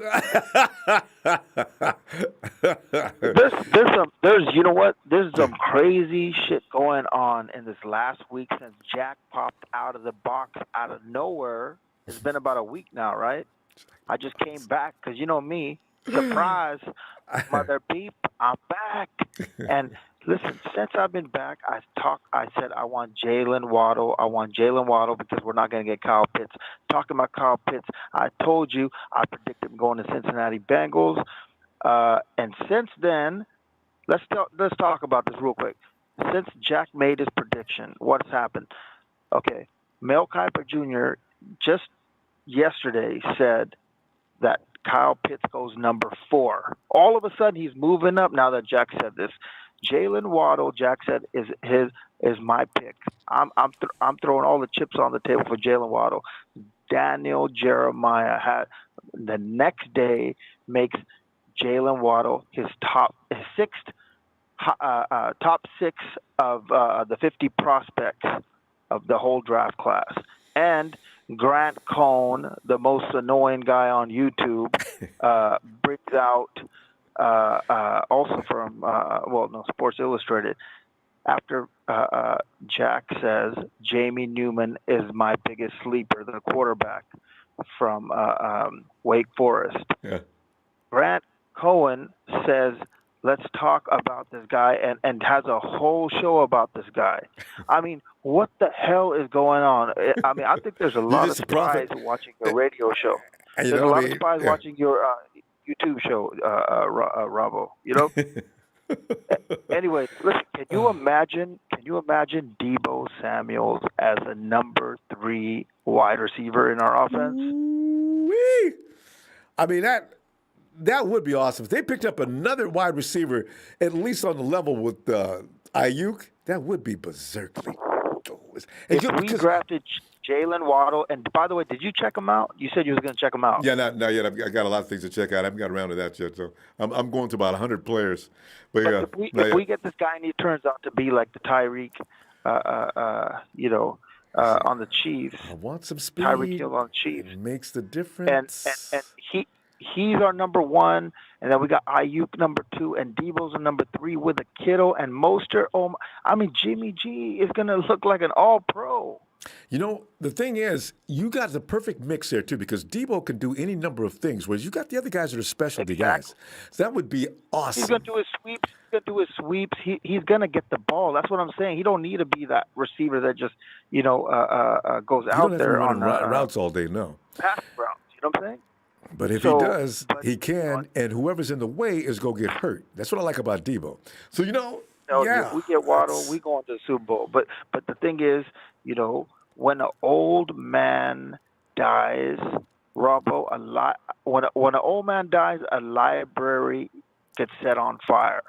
I mean, if we let Richard Sherman go, the knowledge that he has that he spread to these young guys and got everybody on the same page is going to be gone. The fact that we got Robert Saleh gone and everything, we need somebody like Richard Sherman to stay. So I'm sticking with what I said. I know it might be like $16 million or do something to convince him we need Richard Sherman to stay. He still has gas in the tank, and every time he gets injured, he comes back stronger. Does he not? No, hey, Sherm is an asset. period. Like you're saying, for a number of reasons. It ain't even just about his play. Sherm being on the field, he fires people for up. For your topic, sorry to interrupt, but man, I'm feeling myself tonight. My bad, as I always do. But anyways, Verrett over K'Wan Williams. We need those two outsides locked down and find one of these guys, Emmanuel Mosley, to play the slot. Because Verrett is only getting stronger, too. His confidence is building from last year, and there's no telling where he's going to go this year. Tell you, that's Verrett and he would be better this year because last year was his first year in a while. That was just Jason getting warmed up. I got a feeling this year, my God. And you know what? It's probably going to be Verrett, Jack, because the 49ers already said if Verrett would have been healthy year before last, they were going to be through with Sherm. Now, that was rumor. It's kind of hard to believe, but that's the route they were going to take. We got to get that intelligent guy, Parag Marathi, to pull a rabbit out of a hat again. Do something with these contracts to get these things on the table where, we throw some incentives and all kinds of stuff to keep this defense together. Because with Kyle, the offense is going to be okay. We just need to patch up the old line, draft this, receive that, I'm telling you guys, and we're going to be fine. But if, like Mel Kiper's saying, we do trade up with the Detroit Lions and get the quarterback, I'm not mad because this year's quarterback crew is like draftees are like the wide receivers of last year. I mean, it's just stacked like a back of a Cadillac. You know what I'm saying? Jack, you always on a roll with the words. Jack, good stuff. We got to go though. Let's see what maybe tomorrow. And for sure on Sunday. Stay in touch, and it's going to be on fire this year. All right, fellas. Leave that. All right, Jack. Area code is 669. Hey, Ronbo, what's going on? Hey, who is this? My name is Gabriel. I'm a big fan. I've just never called in. Well, thanks, Gabriel. Yeah, good to hear from you. Never called in. All right. Yeah. Thanks. Well, Gabriel, come on in, man, and talk to us about the Niners, man. What are you thinking here tonight? You been listening as far as us making choices? Yeah. Me personally, I would say Quan Williams. I feel like he's a more reliable health-wise and production. We got one good season out of Jason Verrett, but even then he was out the first couple games, right? So the health is wealth, and that's the who got? Oh, because Sherm year. got hurt, and he came in. That's true. And Sherm got hurt in week 1, I think. Yeah. So I mean, I don't know. I think for the like the past 5 years, ever since we got to Levi's, our team's been talented, but hurt. Injuries have always set us back, like every year. So, but I actually wrote a couple things down though regarding Robert Saleh or whatever. So I think with DeMeco Ryans taking over the defense. I mean, he was the defensive coordinator, and like the defensive coordinator isn't going to do everything by himself. So I'm pretty sure DeMeco Ryans knows like the ins and outs of this defense. You know. Well, hey, what can he add to it? Because it's probably going to be a little different from Robert Saleh, right? And DeMeco had the linebacker crew was lit. So what can he do with the entire unit? We may be pleasantly shocked. DeMeco may make him even more vicious. We're not.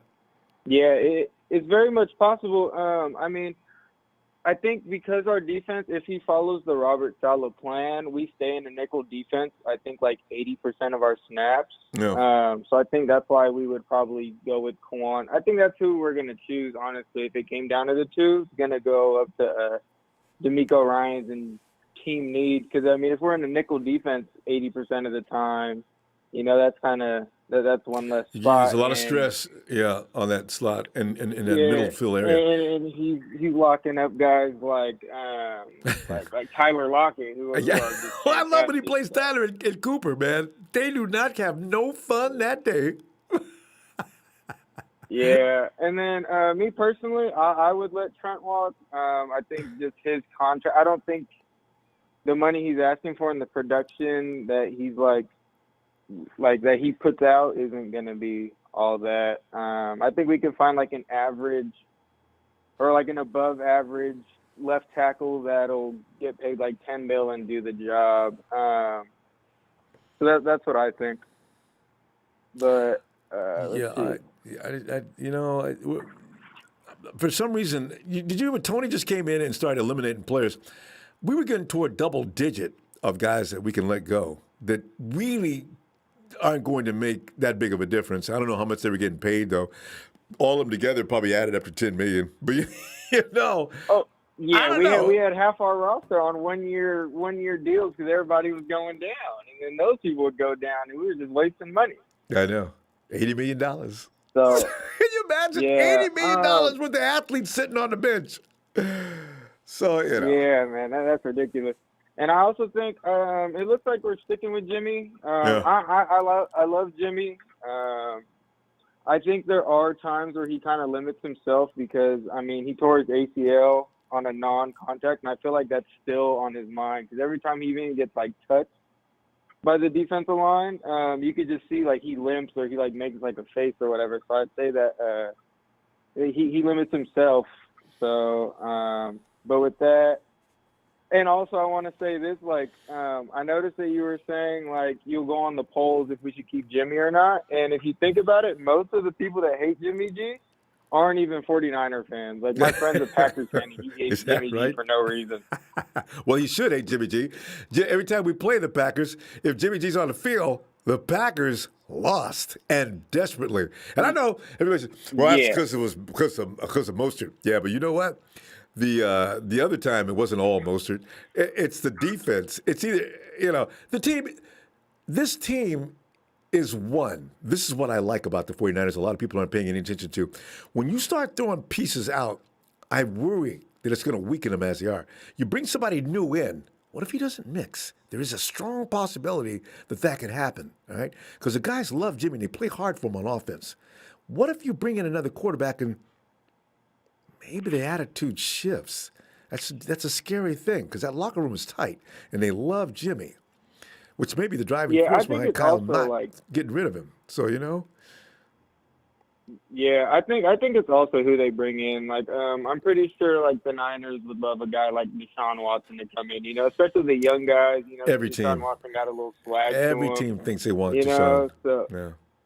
I think it doesn't matter who the quarterback is. So like, I think as long as we get a quarterback that has starting caliber, I think we'll be fine. Because Nick Mullins is just awful, and so is C.J. Beathard talent-wise.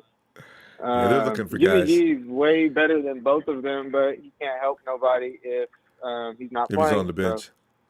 Well, you know what? Yeah, Mitchell Trubisky's still out there.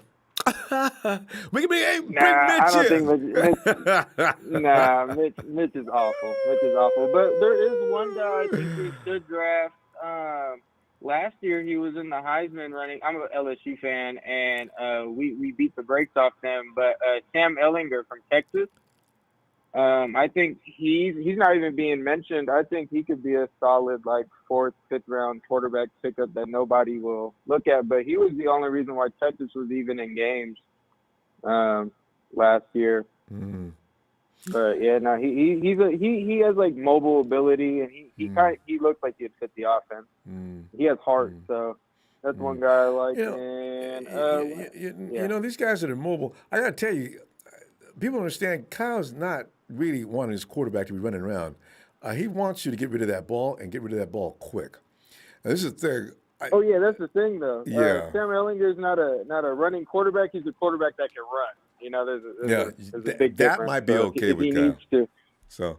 Yeah, if he needs, especially like if our O-line isn't doing the best they can do. That's true. I think our O-line is honestly solid for what it is. Well, they could be a little better, and that's going to be addressed. But Gabriel, we got to go, and great to meet you.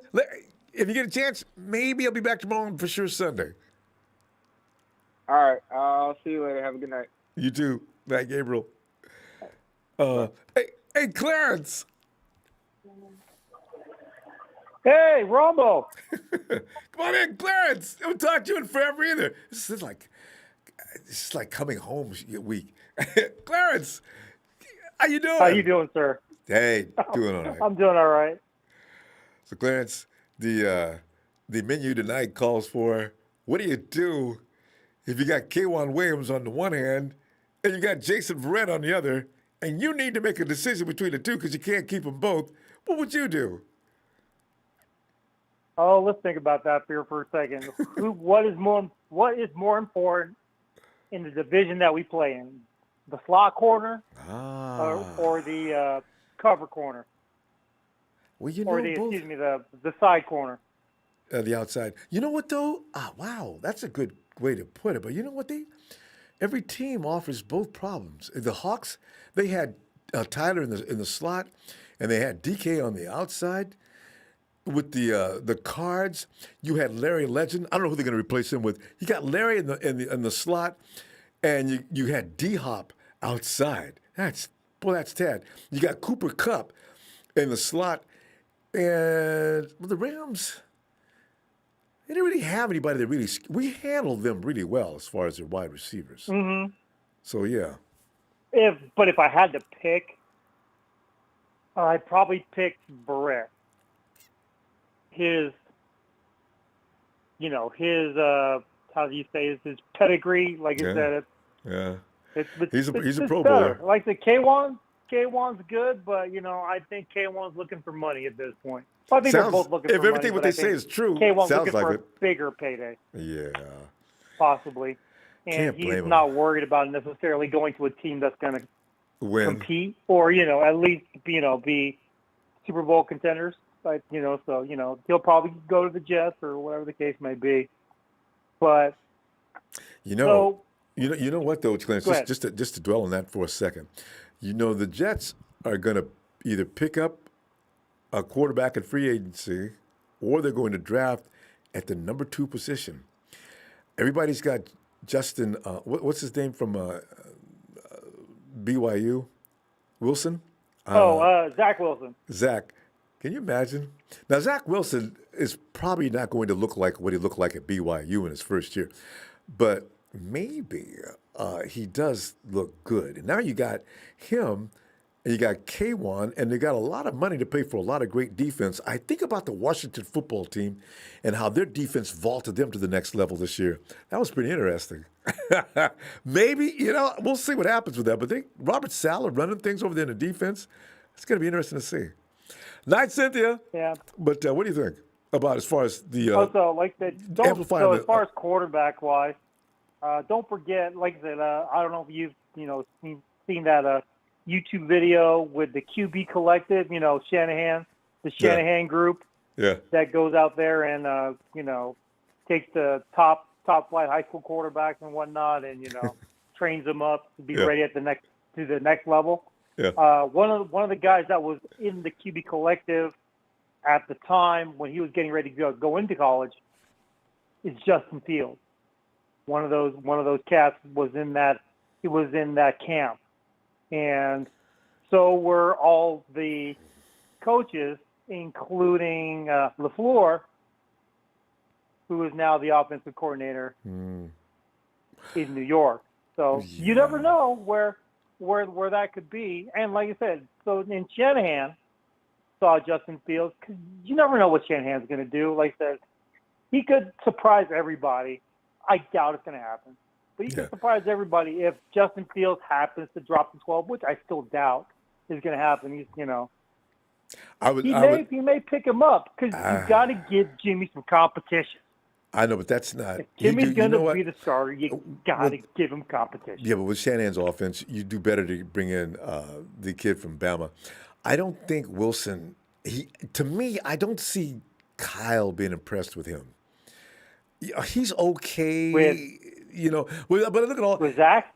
Yeah, what's his name? The kid from no, not Zach. The kid from that lost in the national championship versus. Mac Jones. Yeah. Fields. He's going to be available. Jones, the Alabama kid. Yeah, Fields is going to be available at 12. If I had to bet, I'd say he'd be available at 12. He's okay, but I see him struggling in the NFL. We'll see. I could be wrong. And again, he's got that unfortunate Ohio State quarterback stigma. That's true. We'll call I it that hadn't for even now, thought about that. until somebody Yeah. somebody proves that wrong. Yeah. We still consider that's going to be the stigma. But as far as the corners, like I said, if I had to pick somebody to be, it had to be Verrett. Yeah. All right. It would have to be Verrett for me at least. It's like, it's a sensible choice for sure. It is. Like, it's hard to argue it. I want them both, but if I had to get one, of course. is what I was thinking. Yeah, but Parag will do his thing, and he'll figure something out. And it's got to be appealing to them. That's the thing. Yes. Yeah. Yeah. So. Yeah, like that. All It's got. So as far as trading up, trading down, it has to benefit them in a way that Kyle says, "Oh no, I want this guy. If I can hold out and wait till he comes down in the later rounds, then we can think about doing that. Thinking about doing a because they don't do anything to hurt trade themselves. down. Clarence, we ran out of time. How about we see you either tomorrow or Sunday, okay? And great to hear from you again. Oh, you coming in? You working tomorrow? Maybe. We'll see if I can get away with that. Otherwise, for sure on Sunday. Bet. All right. Well, God bless you, Ronbo. Good to see you as usual. Same here, Clarence. You too, fam. All right. And let's go check out Jay. What's Jay we got? We got a J1, J2, J3. Jay! You know what time it is? It's Jay. And Jay, I've been told. He rolls the window down. Big Win said I can't lend you some of his truck driving phrases like, Ronbo, I'm just sitting out here in my big truck trying to make bucks. Trying to make a buck. But I'm out here trying to get rid of Jimmy. That's what I'm trying to do. Well, I know that. Is he sitting there? Let me talk to him. Is he in the truck with you? Yeah, he's tied up in the back. Got him in the cargo. Oh! Well, Jay, you can jump on that if you want to, but I'm curious also about if you had to make a choice between K'Wan Williams and also Jason Verrett, which would you do? I'm bringing both of them back, and Tart. And Tart. All right. Because you know what? There's some money that's, nobody's saying anything about that. Especially once we get that $24 million from letting Jimmy go. We can bring everybody back. There you go. That would, as a matter of fact. That's it. That'll do it for me. You end up with CJ being your quarterback, but later for that, you still got everybody back, other than not named Jimmy. I mean, we can do something else better than CJ. I take Ryan Fitzpatrick. Tell you the truth. I take one of these rookies. Ryan Fitzpatrick. Well, you know what? The thing is, no matter who you got, they're going to have to train behind. Kyle ain't going to run with nobody that doesn't know his offense. He ain't got time for that. That's the way he is. But what he'd do is like bring in one of these guys you talk about, and depending upon how quickly he can learn, he's got a job. Oh, yeah. I mean, if they want to keep their job, they're going to have to do something. Because, look, if you ain't improving, if you're trying to stay the same, we ain't getting better. You know what I mean? We're going to be the same. We're just going to go down and down and down. We're not trying to prove this team and get better with Tyler on this team. We got to be real with ourselves. We had one good year out of 4 years. You know what I mean? So that's like a flash in the pan. You know what I mean? That's only one good season that we had that we keep holding on to. Like, this team is really great. We don't really got that much talent on this team other than probably like 7, 8 good players.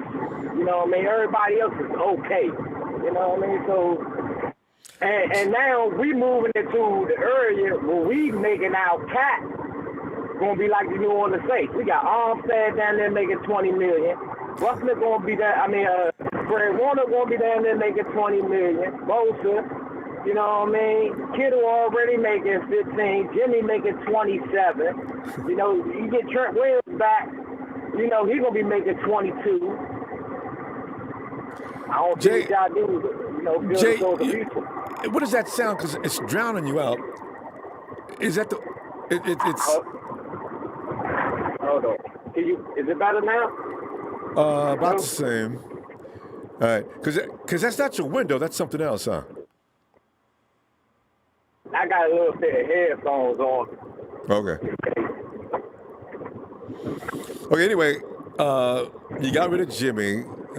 Trent Williams is you got your okay, but okay. Then what else? I'm just saying, we gotta start making, choices for the future that's gonna better this team. We don't want to end up like the Saints in 2 years, in 3 years. Well, hopefully we don't get any more pandemics. I think that probably has the biggest impact on what's going on this year more than anything else. So, next year should be expanded cap, and they should be okay. Yeah. I mean, we should work around it, but Jimmy still got to go. He got to go. And I know. Jimmy's got to go. Brother. Yeah, I know. Even if hey, we gonna deal with him for another year. Even if that's got to take. Well, next year, they're gonna be on the hot seat, so they're gonna have to get rid of Jimmy next year. Not if he goes to the Super Bowl. It ain't happening. I don't know, Jay. It ain't happening. I don't know. Matt Ryan would have never. You never would have got Matt Ryan that first year when Kyle was over there and had him for the first full year, and him and Kyle was fighting all year long. Who would have guessed that Matt Ryan was going to be the MVP the next year?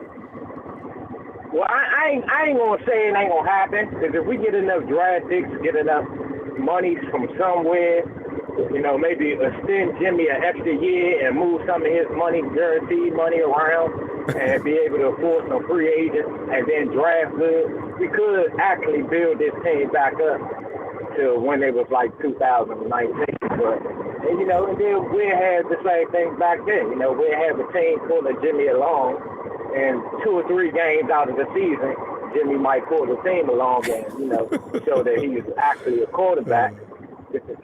Okay. Like when we play Arizona. Jay, I got to tell you, I want to prepare you for something, though. Now that wide receiver room is stout, look out. Look at that passing game's going to pick up. That passing game is going to pick up. Rambo, what wide receiver room is stout? We got 2 receivers. If you take Kittle out, we got Ayuk and Sanders. We haven't. And Sanders can't. And Debo can't stay healthy. I'm just saying. That depends on all of them being healthy, because George Kittle is not the healthiest guy in the world either. It still depends on the health. That's going to be the case every year. That ain't nothing unusual. But I understand, but what I'm saying is we keep talking about we got all these, we got a top receiver core. No, we don't. We got, even if they stay healthy, we got Debo and Ayuk. And I ain't including Kittle because he's a tight end, but we got Debo and Ayuk. Who we got after that? We got all unproven. That's all you need if you got a good run game like Kyle's got. But Jay, we ran out of time again. let me see you, and let's see you tomorrow, the next day, or Sunday, should I say? All right. Ain't no problem.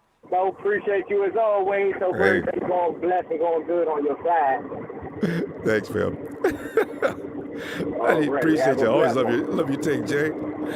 All right, fam. Drive carefully out there, Jay. You already know.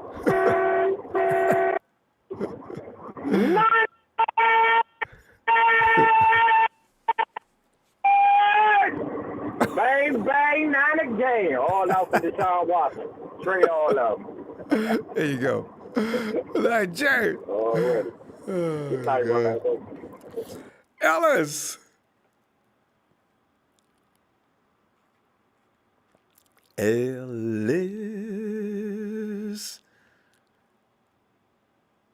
Ellis is probably tied up. Ellis will come back to you. Ronbo. Oh, is that you, Ellis? Yeah, bro. Hey. Yeah. All right. Locked in. Hey, come on in, man, because we're sitting here trying to, because we're going to get a lot of choices to make between now and the 15th, right? Because the writer's going to continue to keep that pot hot. So, when you have to consider, you got 2 guys. I'm a huge K1 fan. I think Verrett is awesome too, though. But if I had to make a choice between the 2, My choice was K1 due to the fact of the time put in, and that boy, if there's a slot receiver thinks he's coming to do work against the 49ers that day, no, he ain't. With Jason, but he's a bad boy too. I still know. If I had to make a choice, I want to keep them both. But what would you do?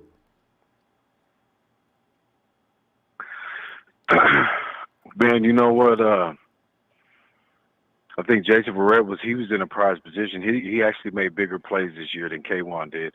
And K1's usually one of our guys that makes those clutch stops, and he had a couple of them this year, but Jason Verrett had the majority of them this year, so he was able to kind of outshine. That's kind of why, he's being, considered. He's just kind of outshining K1 right now. But for me, I would go with K1, and I think K1, considering we could probably get him for more reasonable price than Jason Verrett. I think JV wants to get paid. Yeah, he hasn't played in a while. High bids. That's true. It's some people. There's teams that got money right now that will throw him enough money that he just can't refuse.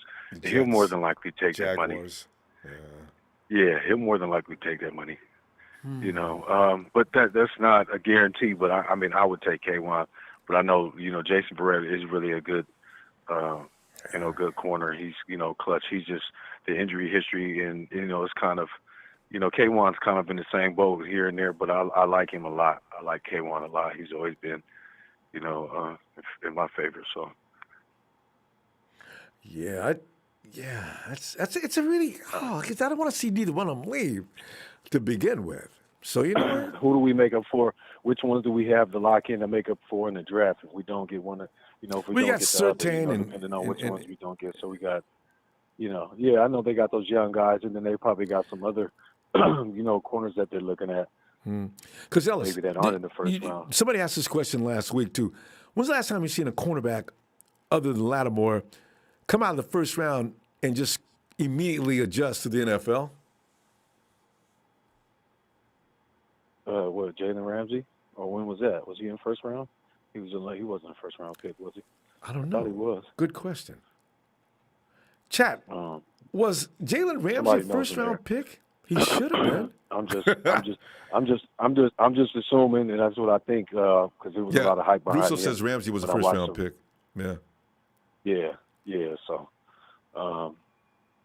but yeah, and it sounded like he was doing good when he was out there in Jacksonville, right? They just were terrible, obviously because, he's on the defensive side of the ball playing in the secondary. And Ramsey had the luxury of coming in that doomsday defensive front line to work behind too. I mean, he just that defensive line. Remember they had 11 sacks in one game. Jesus, ooh. And then Jimmy kicked that butt that year too, though. Oh! So, but Ramsey. So Ramsey and Lattimore. So that's why I'm worried about that first round pick. I hope if we have to use a pick that dude could come in and play right away. Because Janoris Jenkins, there's like 4 or 5 corners and stuff that are going to be available. But I don't know what their deals are. Well, how much money they want. There's several guys though that are out there that are going to be available, and so we got we got some different things and different guys to choose from. I'm just we got to make the best decision. I'm not good with the Justin Fields thing. We better not trade up to the damn whatever that pick is with the Panthers and get Justin Fields. I'm gonna be pissed off. Somebody said he was injured. Okay. I don't know. He doesn't seem like a Kyle style guy anyway. The Falcons are supposed to be taking Justin Fields, according to a lot of people. He's going defense or offensive line or defense. That's defensive end or something like that. If there is anything, but you don't really have to. They got second round. We don't have many second round picks, so our second round pick is going to have to be, a really better be the right really guy. Good pick as well, because we only have one of each. We got a lot to pick from in the third round. You know what I'm saying? Else, you should bring that up.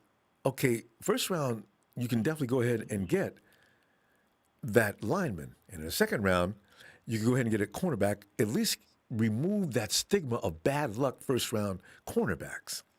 That really is worrisome to me. Yeah.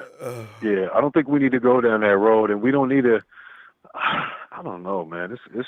There's a lot of stuff that's, they're showing so many different things. 1 minute we're getting Trey Lance, the next is Justin Fields, the next is Kyle Pitts. I've seen something with Carlos Basham or Basham. Yeah, Surtain. That guy from Wake Forest, that defensive end from Wake Forest, and then Quiddy. Man, we need to get one of them beasts. We need to get one of them boys on the, on the defensive end. We definitely are going to get one of those. You can rest assured of that. Kyle might get 2 offensive linemen this time around. Ooh. And tell Michael Bench is on notice. Shit, I'm telling you, he might as well. He might as well and package him and send him off before the trade deadline next year. Poor Mike. You know what I mean? Oh, else we got to go though. Yeah, but you see, Rusty. You know what, though? I'm looking. I'm thinking tomorrow because I missed you. Maybe back tomorrow.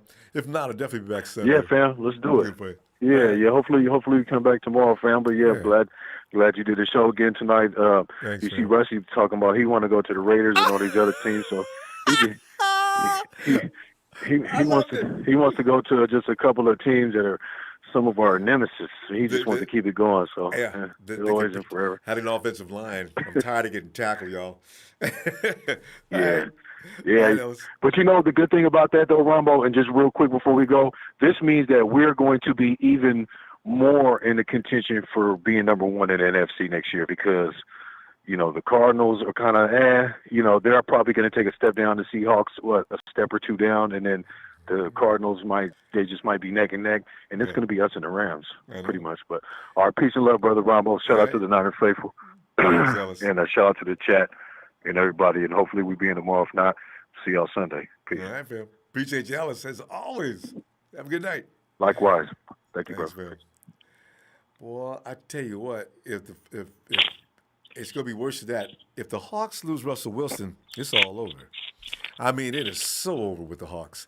I'm talking fold and going to full rebuild because without Wilson, that is really dead meat. Pete Carroll, you talk about chewing. He's got to get a whole year's supply of gum for one game. Alex. Yeah. What's up, Ronbo? Alex, we're looking at some of the things that writers and analysts and everybody's going to be putting in front of out there now for fishing bait. Because the thing is, there's going to be choices that have to be made, for one player or the other, or who's. But can you imagine? You're sitting there in Lynch's office and somebody says, we need to make a choice between K1 and Jason, John. Here's the thing. We've already got some kids lined up. We think he can actually play the slot. Or we got this kid coming in on the edge. I think he's a day 1 player. And John's sitting there saying, what do you want? What are you saying here? Well, which one you want to keep? Alex, if you get hit with that question, what are you going to do? Man, it's such a good question, Ronbo, because on one hand, you got probably the best nickel corner in the game. Oh, I'd call him who can blitz, he can cover. He's been with us since the beginning, since Shane first got here. Yeah. And I'll never forget that pick he had it against the Jaguars, that one-hander where he got up there and snagged it. Ooh, nice. That thing right there. Man, that was nice. And we weren't that good yet, and he was playing that level of play even then. Well, that was like the test. That was like the test for like if we are a good team because we had a couple. We rattled off a couple wins, and then we got to play Jacksonville in that defense. Anyways, I think that, and then on the other hand, right? So you got him, and on the other hand, you got an outside guy who locked up D-Hop. Who locked up? He really did. He really did. And that's he did, hard Ronbo. to do. He made some great plays against him. Let's not forget this dude. Spoon had a pick in that game too, in that second Cardinals game. I think we should sleep on Spoon a little bit. But look, if I got to pick between the two, I'm picking Verrett, and I do that reluctantly too because for one, I think K1's going to follow Saleh to the Jets. I know everybody believes that. It's probably true. Yeah, yeah.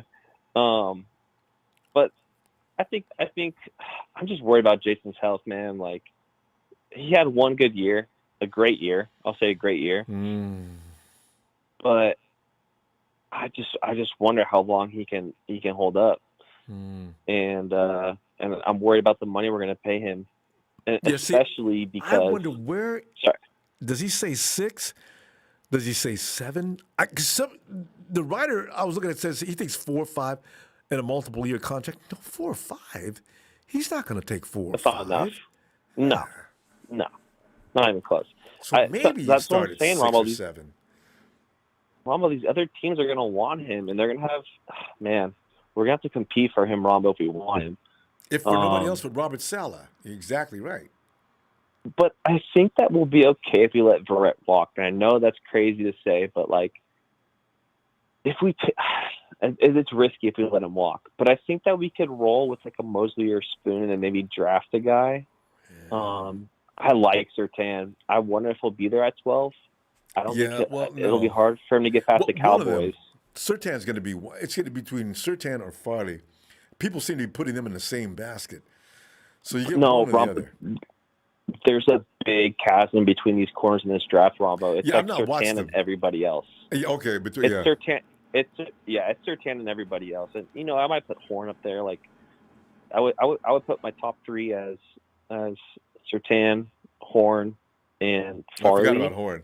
But you know what? All 3 of them are not going before 12. You know? I think Surtain one of those guys is going to be available. Cowboys will. I think the Cowboys will snag Surtain. They need a DB, and that dude's a baller, dude. That guy, he can play. But look, Ronbo, we're going to be strapped by cash. Like, I'm not going to talk Jimmy tonight because it's just I could say a lot, but I'm not going to. We always. I'm not. No, I'm not going to. I'm not. I'm just saying, like, look, like, because everything is hypothetical. Like Jimmy's on the team, so everything else is hypothetical. So right now, with Jimmy on this team and like the money he's making, we got 18 mil, and then we cut Ford and Richberg.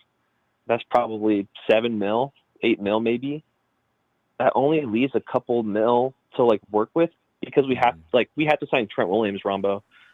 If not, we're gonna roll with Brunskill at left tackle or draft a guy, and I don't think anyone's worth drafting. Any tackle is worth drafting top 12.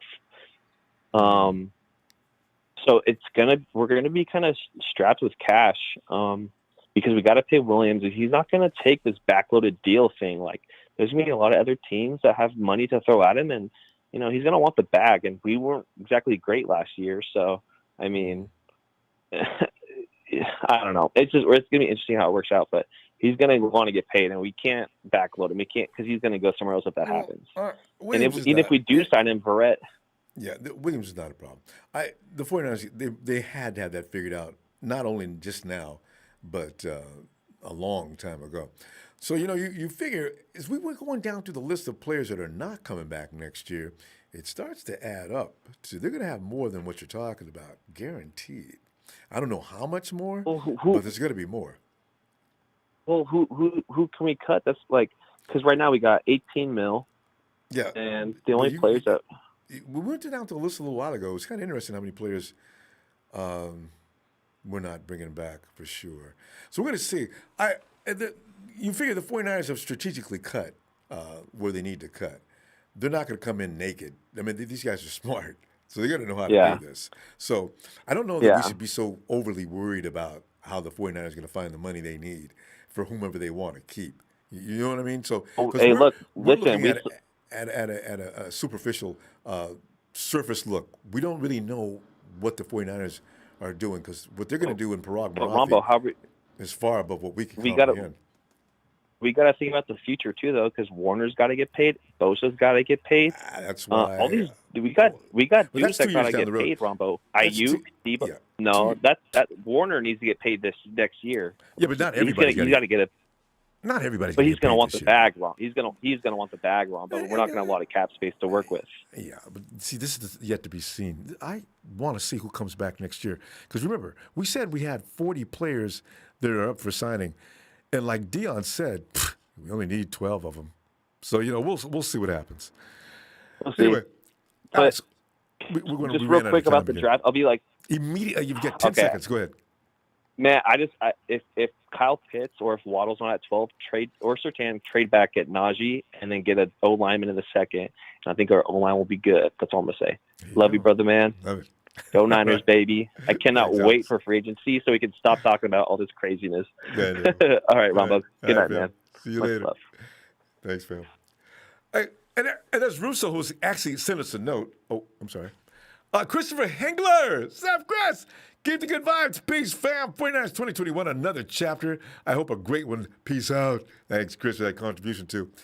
Yeah, it's going to be a good year. I can tell. The 49ers are going to come back mentally refreshed from a miserable year. Jimmy G, a man on a mission. I got a feeling he's looking to make the critics stop. Hey, Russo. What's up, Ronbo? Russo, good to hear from you, fam. I'm just sitting looking at some of the fun they're going to throw at us for the next few weeks, and 2 weeks, should I say, since we're that close to free agency. And then from there on, it's going to get real interesting because somebody's going to trade somebody for a draft night pick. Jimmy, we're going to trade Jimmy, and then we can get this, and this. We'll trade that to Texas. They'll have their quarterback in the first-round pick. One of those triple deals, right? And he will walk on water all the way to San Francisco and take us to the promised land. Wow. Russo, the joking aside, any angle you want to take, but I do want to know how you feel about having to make a choice between Verrett and, of course, K1. I think it's, especially since Robert Saleh's gone now, I think it's really important that they have as much continuity as possible on defense this year because there's going to be a lot of transitioning and moving parts and stuff like that. Some guys, there's nothing you can do. It kind of sounds like Sherman's foot's out the door. You know what I mean? He's a big part of the secondary, or at least he has been the last couple of years. Whether he's, what people think about him is irrelevant. He's been a big part of our secondary the last couple of years, especially, he's basically been the leader of that defense. Exactly. So that's going to be a big guy leaving. You got Saleh leaving. You don't really know what's going on with Jaquiski Tart, right? We lost Quan Alexander. We lost Buckner. Looks like D Ford's gone. There's a lot of guys that are just going. And it's I think it's really important that they try to keep them both. And, Agreed. I had it my way. It's just, and like earlier I heard what you said with one of the other callers about, when's the last time these first-round corners come in and they're just, shut down guys?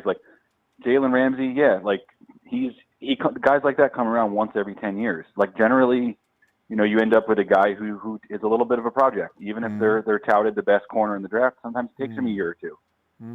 It's a different animal when you go to the NFL and you're trying to guard DK Metcalf and DeAndre Hopkins one-on-one. You know what I mean? Those grown men, because you came out of college playing with children. Now, Yeah, and, we happen to play these guys twice every year now. So, I'm kind of where I think that the Niners, obviously I'm looking at how you're going to create some cap space.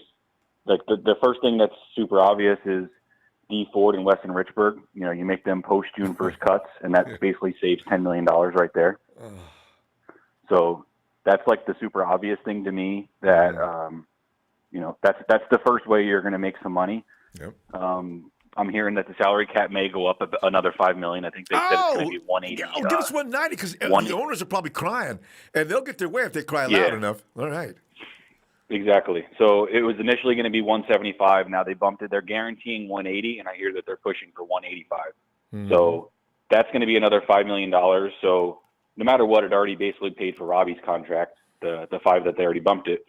But, Robbie I'm Gould? looking really hard. Yeah. Funny you mentioned him, too. Well, they already paid him. You shocked me.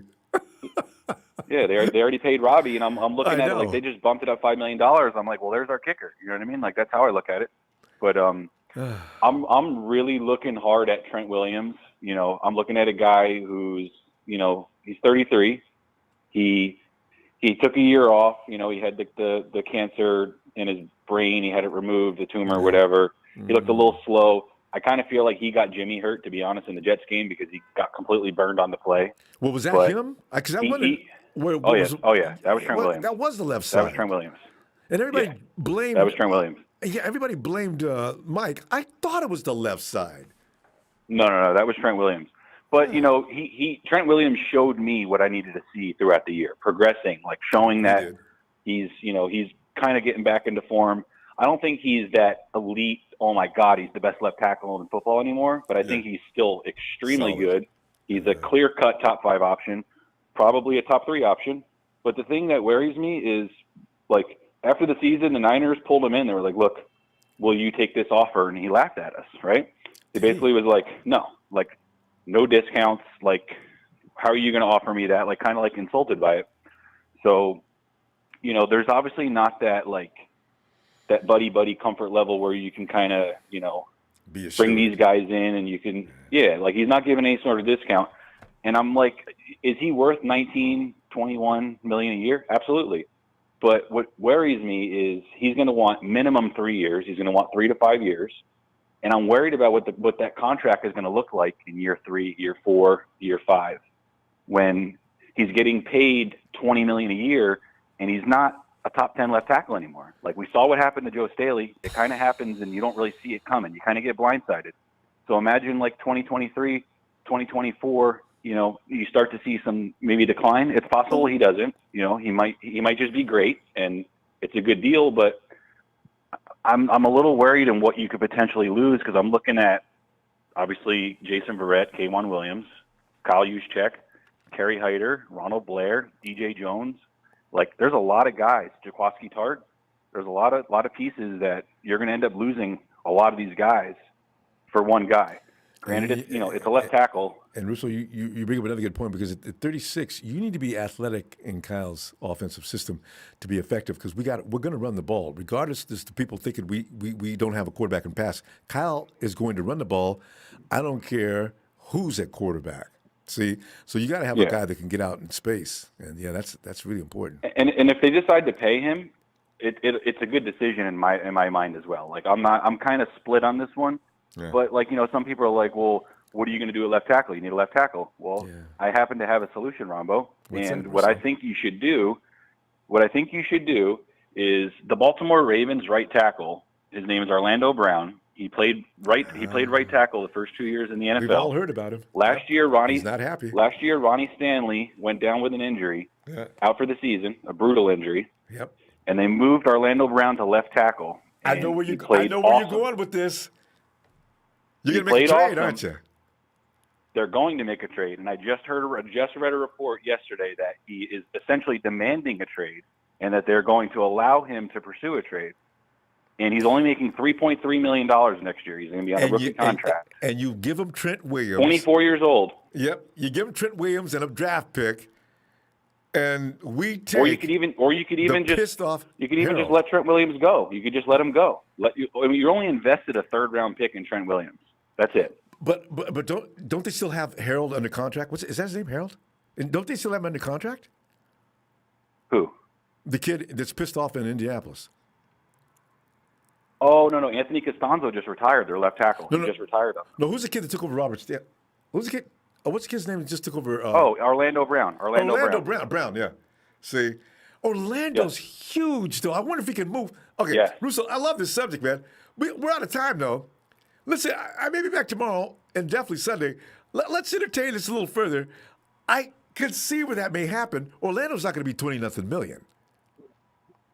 No. But we can talk more, because there's a couple other layers to this that I wanted to discuss as well. And we can do that when you have more time. But that's kind of the direction that I'm leaning in, based on his response to us when they made an offer. Like, this is what we can give you. Yeah, it was kind of slap in the face, like, no. I don't know. I'm all about the money 49ers. Everybody needs to be prepared. Yeah. People need to be prepared. Put it this way. Let's say everybody wants Trent Williams. As a fan base, we all agree he should be here. John Lynch and Kyle Shanahan agree he should be here. There's still a chance he won't be here. And that's the thing that people need to understand. The left side's got to be protected, though. Well, you're right. Russo, hold that thought, Russo. All right, bro. You almost forced me to come back tomorrow now. I'll be looking for you. Okay. I love it. I got a lot more I wanted to talk about. But, I love it. We'll do it next time. We'll do it next time.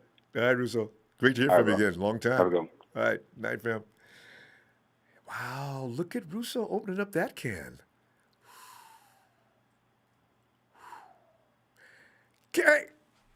Karen Benefit, what's up, fam? Good to hear from you again. I haven't heard from you in a long time. What's good, fam? Cornerback, offensive line, quarterback in the draft. Probably, Just don't know which order they're going to get them in, especially the CB and the OL. And Kevin says, thank you, Ronbo, for such a great show for years. Niners! Fortunately, though, next year, I can't wait to get back to singing. I got to sing Ooh La Las how many times? 6? One glorious game to win. The only one that I really loved was the Rams' victory. The other wins were, they beat the Patriots. I mean, that was exciting. And the Jets, you're supposed to win that game. Who else did we beat? We beat the Rams twice. That was funny, though. Where is our boy? Rudy. Hey, Lee, come on in, man. My homeboy. Hope he's okay. Hey, Lee. Hey, we're also. Bad guy. Come down, bad guy. Last time you want to see a bad guy in this against So, Ronbo. Hey, I just forgot. Did Pacino did he grab the Oscar for this role? He did, didn't he? I don't even know. Ronbo wasn't even born. God, I got to look that up. Pacino's got so many incredible roles. The roles he plays, the roles Pacino plays, anybody else wouldn't have even been nominated. But Al Pacino's a god. Anyway, Lee, you know what the subject matter is tonight. And you know what's really funny, Lee, because you're the guy that would, to be to ask as far as if you can't in the first round, Russo just he's not a lock, Trent Williams, and then still going on with the pissed off guy Harold, who's a little overweight for me. I don't know if he can even play in Kyle's system. What would you do to fix that situation if you had to go through the draft or free agency? And then again, tell us who you're going to pick between the two guys, K'Wan Williams, and also, of course, Jason Verrett. So with the tackle situation, I've told you many times I'd like to keep Trent Williams because he's like the best left tackle in the league. Well, everybody does. And we got to protect Jimmy. Yeah, and he's good in the run game, the pass game, and it's going to come down to the money situation. And if we can free up the money, then we could re-sign him. But we're probably going to have a lot of competition from teams like the Colts, even other teams like I know the Jets got one tackle in the last draft, but they could use another one. There's a lot of teams. The Raiders apparently want to replace Trent Brown. We can bring Trent back. Boy, Trent can protect. You can't run behind him, but he can protect. Woo! Yeah. The reason I don't want to go tackle Ronbo, but it's all going to come down to money. Like, if we have the money, we can bring Trent back. Then we can upgrade another position that makes our team better. But if we lose Trent and we're having to draft a tackle, we're not upgrading. We're just filling a hole like we did last year. We lost Depot and we brought in Kindle. We're rolling the dice. Exactly. We just try to, we had a big hole. We half filled it at the moment, So I want to get the team better. That's why for the last 3 or 4 years, I've been the biggest person about protecting Jimmy and building the O-line up ever since we brought in McGlinchey, Ronbo. And I just feel like there's Slater and Darisaw. He's a good tackle. Slater's good. He's versatile. But I just feel like, remember when I said to you from the beginning, BPA? If these guys like Kyle Pitts and Waddle, okay, they're not big needs, but these guys are probably pro bowlers, all pros, and they're a bigger upgrade over the guys that are in these positions, like guys like Kendrick Bourne and Ross Dwelly, than it is bringing in like a guard like, say, Slater to replace Brunskill. You know what I mean? So we all have to wait till the day. You have to see who falls, and you got to be smart because you never know who might fall. But if guys like Pitts, Micah Parsons, or Waddle fall, not the biggest needs, but if they fall, I'd probably take them over these O-linemen that are going to be left because Lee, you know what though? Still was probably the guy to replace Williams. But Lee, here's the thing: if any of those names you just mentioned fall to number 12, they'll have to call security to contain Kyle. He's not about to let John pick anything else. One of those guys, and you know this. So that's gonna be, this could be very interesting at number 12. Yeah, it's gonna be interesting, eh? And like Penny Sewell's probably the guy to replace Williams if we can't afford to keep him. And the thing is, we're not going to be able to probably pick him. We'd have to make a major move to get up, and it's probably too high unless he slides. Probably 4 to 5. Because he's not getting past lowest, Cincinnati, you know? from what I heard. Hey, you know what's really funny? Because everybody thinks you just mentioned Pitts. Somebody just mentioned, was that Jack? He thinks that Pitts is on his way to Cincinnati. No, he's not. They're going for Sewell. If Sewell goes before 4, nah, they need protection. Yeah, Sewell goes at number. They would be smarter to go Penny Sewell to protect the quarterback, Joe. Or they'd be better to go and get Jamar Chase, his number 1 wide receiver at LSU that he broke records with. You know, you'd probably go protection, and if Penny goes early and you can't get him, then you look at getting a guy like Jamar Chase, the number 1 wide receiver in the draft, to give him a weapon. You know, so that's the thing. Like Pitts and Sewell are not going before number 10. When you look down the list of, God. One of them's going to number 9 or 10 because Surtain is going in there. You got 2 or 3 quarterbacks, 1, 2, 3, 4, 5. If you do the math, keep going down. 8, 9, 10 is where these guys are going to start falling that we're talking about now.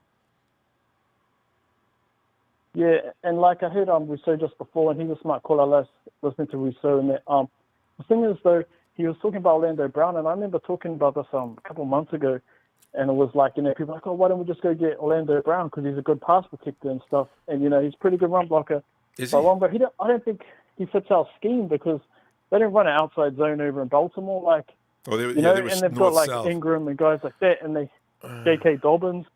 Yeah, they don't play our run game. And so I don't know if he's going to fit our scheme, and that's the only thing because Cole's real particular with his offensive linemen. Yeah.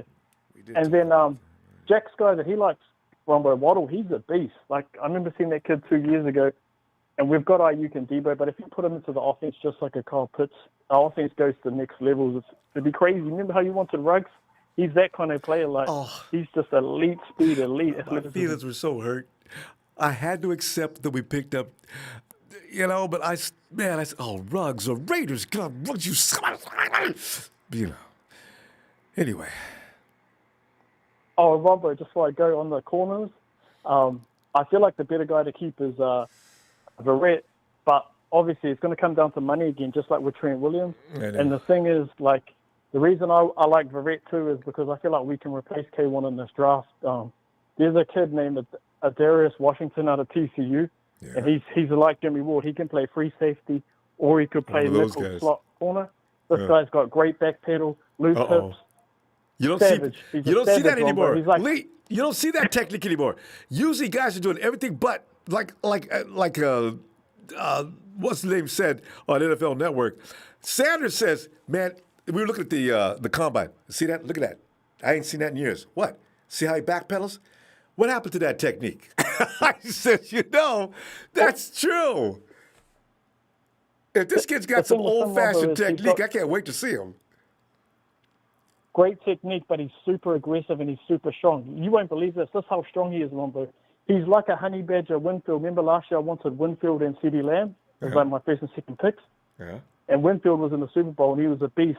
And this kid is 175 pounds, Ronbo. Okay, DJ Jones is 305 pounds, and he was one of the strongest guys the year he came out. He can lift 330 pounds on a clean press, right? Oh! This kid can do 380. 380, 50 pounds heavier than DJ Jones. Lee, I love it. We got to go, though. I love talking about these guys in school, and you guys that are watching closely, man. It's always good news. Lee, tell you what, I may be back tomorrow for sure Sunday, okay? Looking for you. Okay, Ronbo, thanks. Shout out to everyone that called in tonight and everyone in the chat. Thank you, Lee. Thank you. Appreciate you, fam. There's Lee, man. I love these tidbits that are flying through here. And Daniel, hey, Auntie's asking why you ain't call her next day. Tell Auntie I'll be on it right after the program. Hey, is it? Oh, there he is. One of the founding members of the infamous TNT. He is Trez from Atlanta, GA. Trez. Hold up, wait a minute, Ronbo. Go and put all the red and gold you can find up in it. I've been saving it up, Trez. As it flies through the air. Yes, snow. Nobody want to hear about no snow right now. I'm sorry, I better not say that word. People in Texas be looking for me. Trez! Come on in, man. What's going on, Ronbo? Hey, look at Trez, here, fill me Ronbo. in, man. I'm you know. going to keep it short and sweet. Okay. Keep it short and sweet. We will have to find a way to keep both Jason Verrett and K1 Williams. That's the way K1 I Williams, feel. if you notice, last season is a vital part of our defense. Even on the blitzing, even when we're blitzing, K1 is a vital part of us getting into the quarterback on blitz packages. Ain't he? He did a tremendous job last year. His little self. Verrett That also. boy is mean. With his Love little it. self, right. So, you know, the only thing I can say, we got to find a way. But Ronbo, look, I want to touch on something else, too. I want to go back to when we went to the Super Bowl, Ronbo. All these 49er fans we have in the chat, so-called faithful. I mean, will they scream and get rid of Jimmy G then, Ronbo? Will they scream and get rid of Jimmy G then? No. No. So how do we move from 1 year to the next year with all the injuries that we sustained, and all of a sudden, Jimmy ain't good enough anymore? I don't understand that, Ronbo. I don't understand. And I can understand them saying, okay, your availability is your best ability. Be on the field, be healthy. Okay, does Jimmy need to get in the gym and get strong and get better? Yes, he does. But you can go down the roster, and there's a whole lot of other players that need to do the same. You see what I'm saying?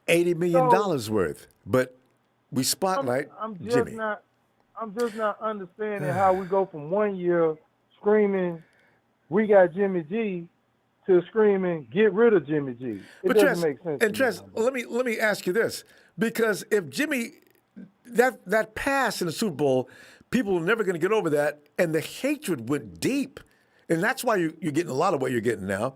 But nobody cares about Sherm getting smoked by Sammy Watkins. And also, maybe Mosley made a play that he could have done better on. Our defense. Ronbo, let me give you a stat. That don't nobody know about. If they watch the Super Bowl, maybe they know. Do you know our first punt of the game came with 9 minutes and 12 seconds in the fourth quarter? Our first punt. I know. How do we lose that game? Our defense failed us. And did you see that that little meter they run on the side screen saying the 49ers' probability of winning? The 49ers were at 100%. Why? Because just of what you're saying, the 49ers defense hadn't given up that many points in that length of time all year long. And all of a sudden they did. Oh, yeah.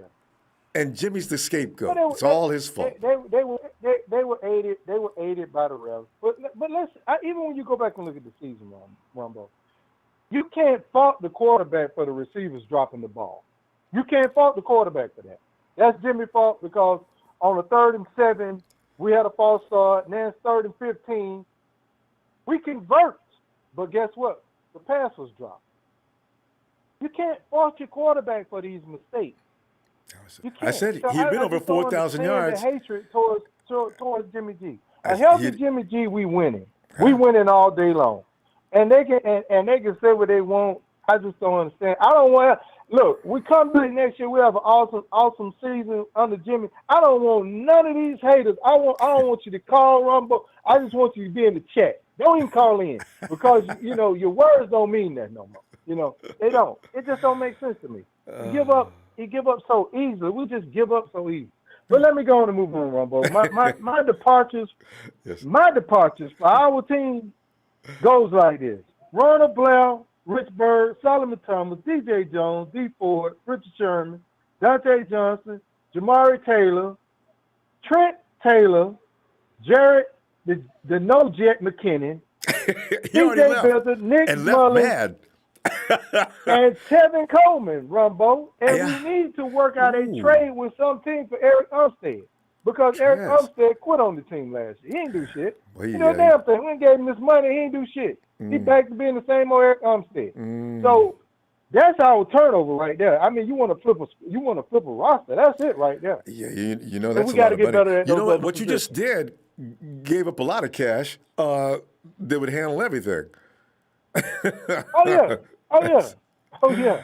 This gonna clear this right here. This clears up a lot of cash right here because we're not getting our dollar worth out of these players right here, and we can afford to keep these two players, K1 and Verrett, with no problem with getting rid of these guys right here. And they're going to So, make a difference next year, too, because they got to play their partner job. over there in the chat, he's over there in the chat getting it to him, you know, but he's still coming in right behind me, though. Oh, I'm not only in the chat. Trey is a huge. Trey's a I huge do not advocate. like what I hear. Trey is a huge I don't like advocate what I heard. get rid of Jimmy, though. But Rombo, Trez, you like this, don't you, Rombo? But you like Trez, this, don't you, Rombo? You remember like when Trez agreeing with you. I was actually, I switched back and forth between y'all. Remember that year that you wanted to get Kirk Cousins, and Trez was emphatically against it. I was on your side then. But Trey, You were. My daddy used to always say when I did something wrong, boy, you wrong as two left shoes. You know what, Rombo? Shout out to you're good with me, Bill, about Kirk Cousins now, huh, Rombo? You're good. Shout out to my partner, Ronbo. This is the best thing about TNT. We don't all have to agree. I could give you a million reasons why the Super Bowl was Jimmy's fault, but I'm going to let it go. I know you Just wanted do. to say shout out to you, brother. No, I wanted to come in here and say we got in a little heated the other night.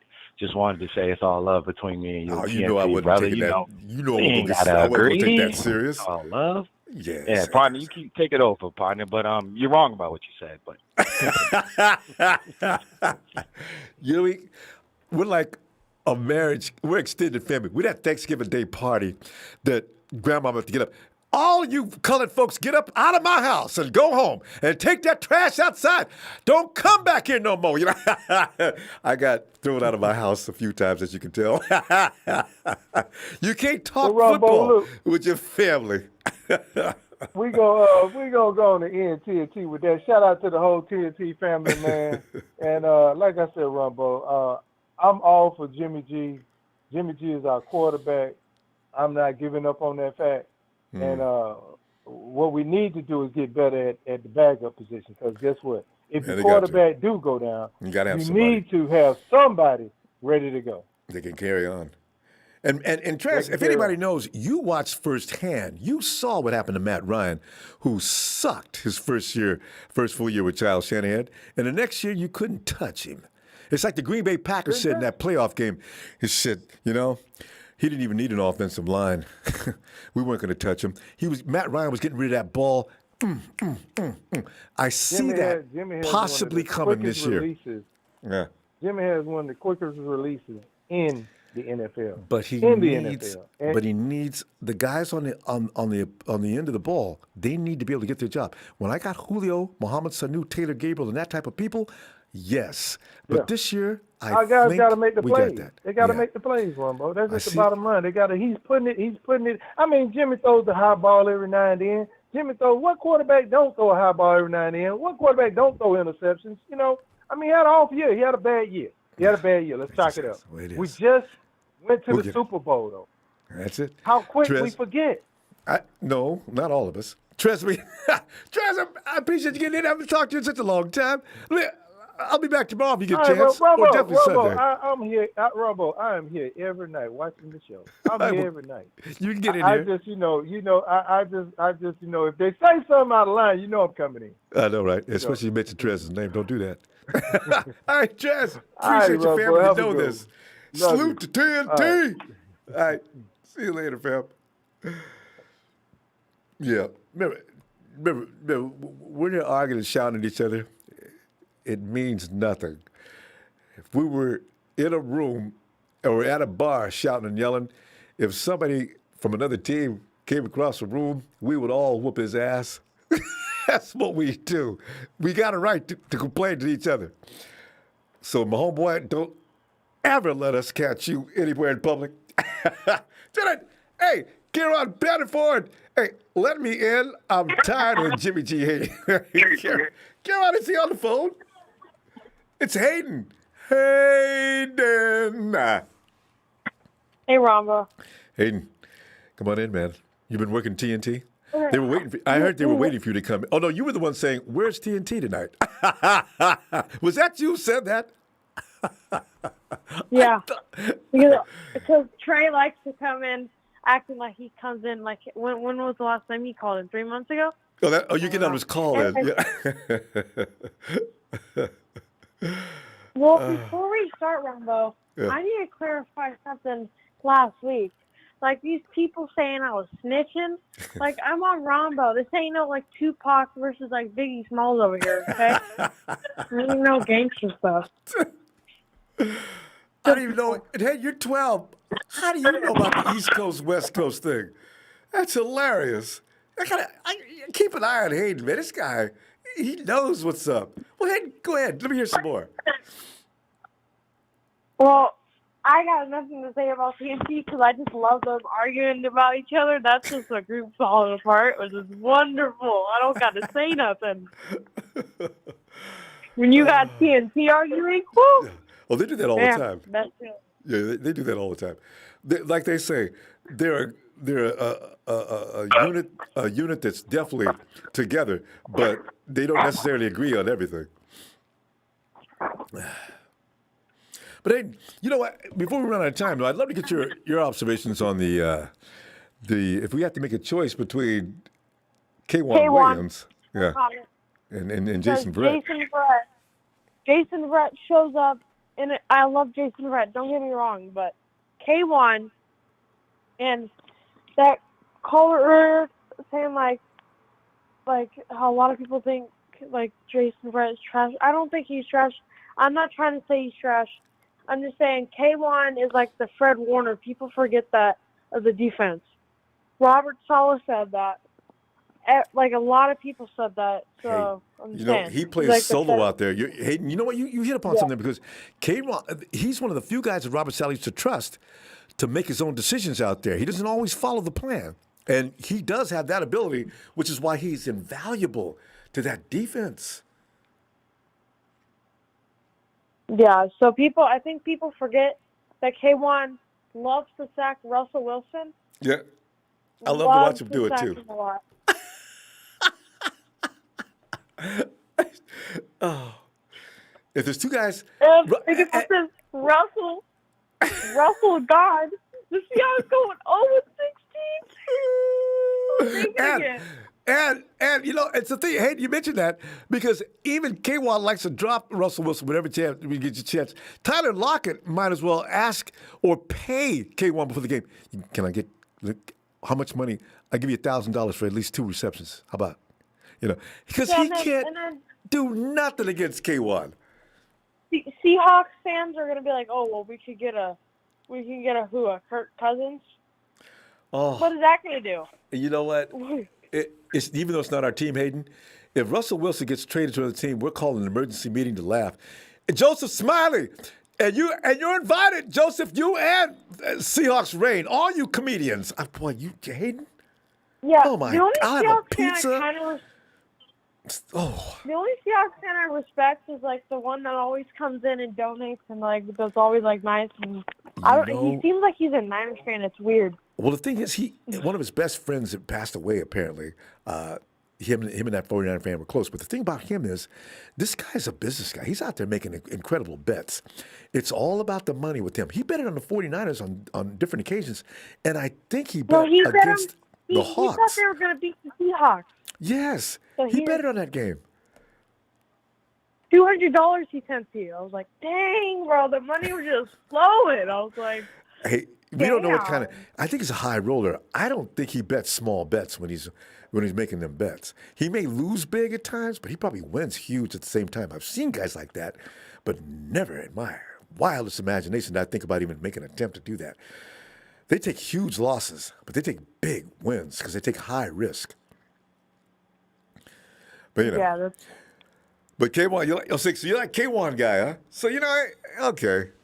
Most everybody thinks of Verrett because Verrett's got the biggest pedigree. He's the Pro Bowler. He's the guy that took out D-Hop. D-Hop's in our division. I still want them both. That's not a popular opinion, but when you think about it, K1 might get injured, but he showed up way more than Jason Verrett. I'll tell you that much. Suited up way more. He got hurt a lot K1 got hurt last year. You know, K1 gets hurt a little bit every year, but he's usually not out long. He was out longer than usual last year, but usually 2 or 3 games.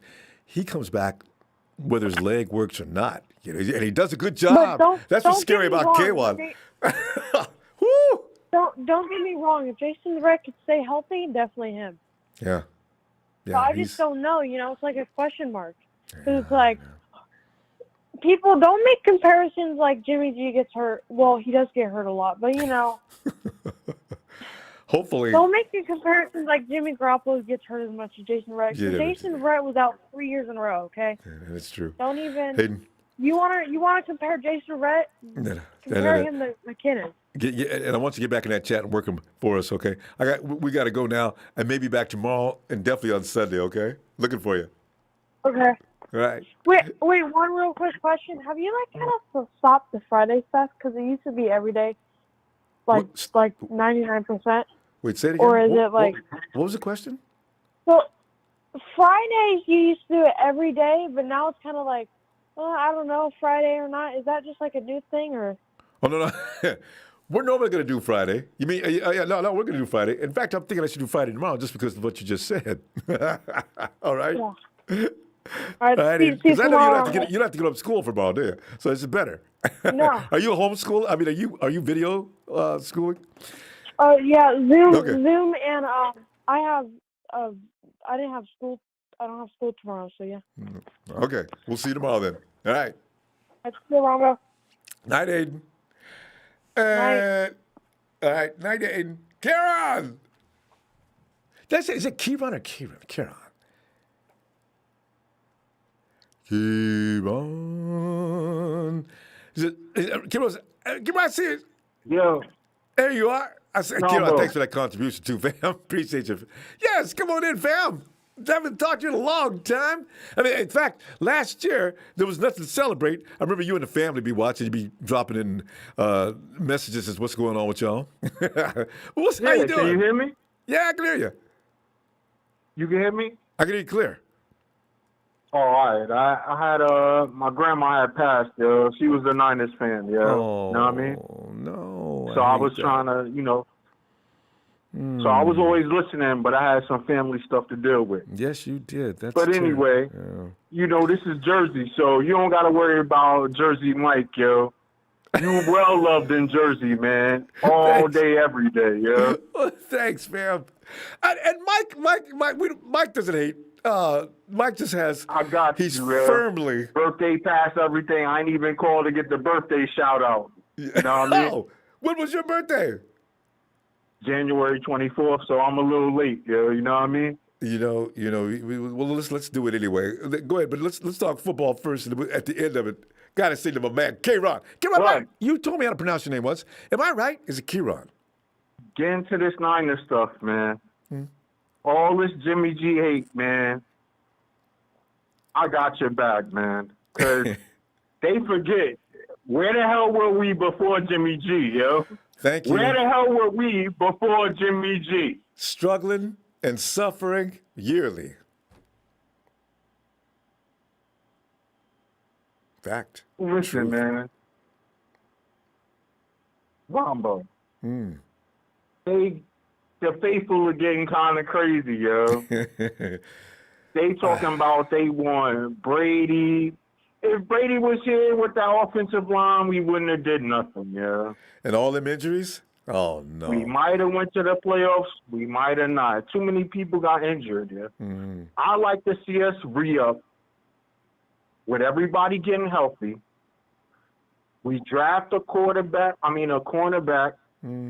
offensive line, and then we get a quarterback, man. Yeah, if you're going to keep Rosen, okay, because Mullins and CJ Beathard, they not going to cut it, man.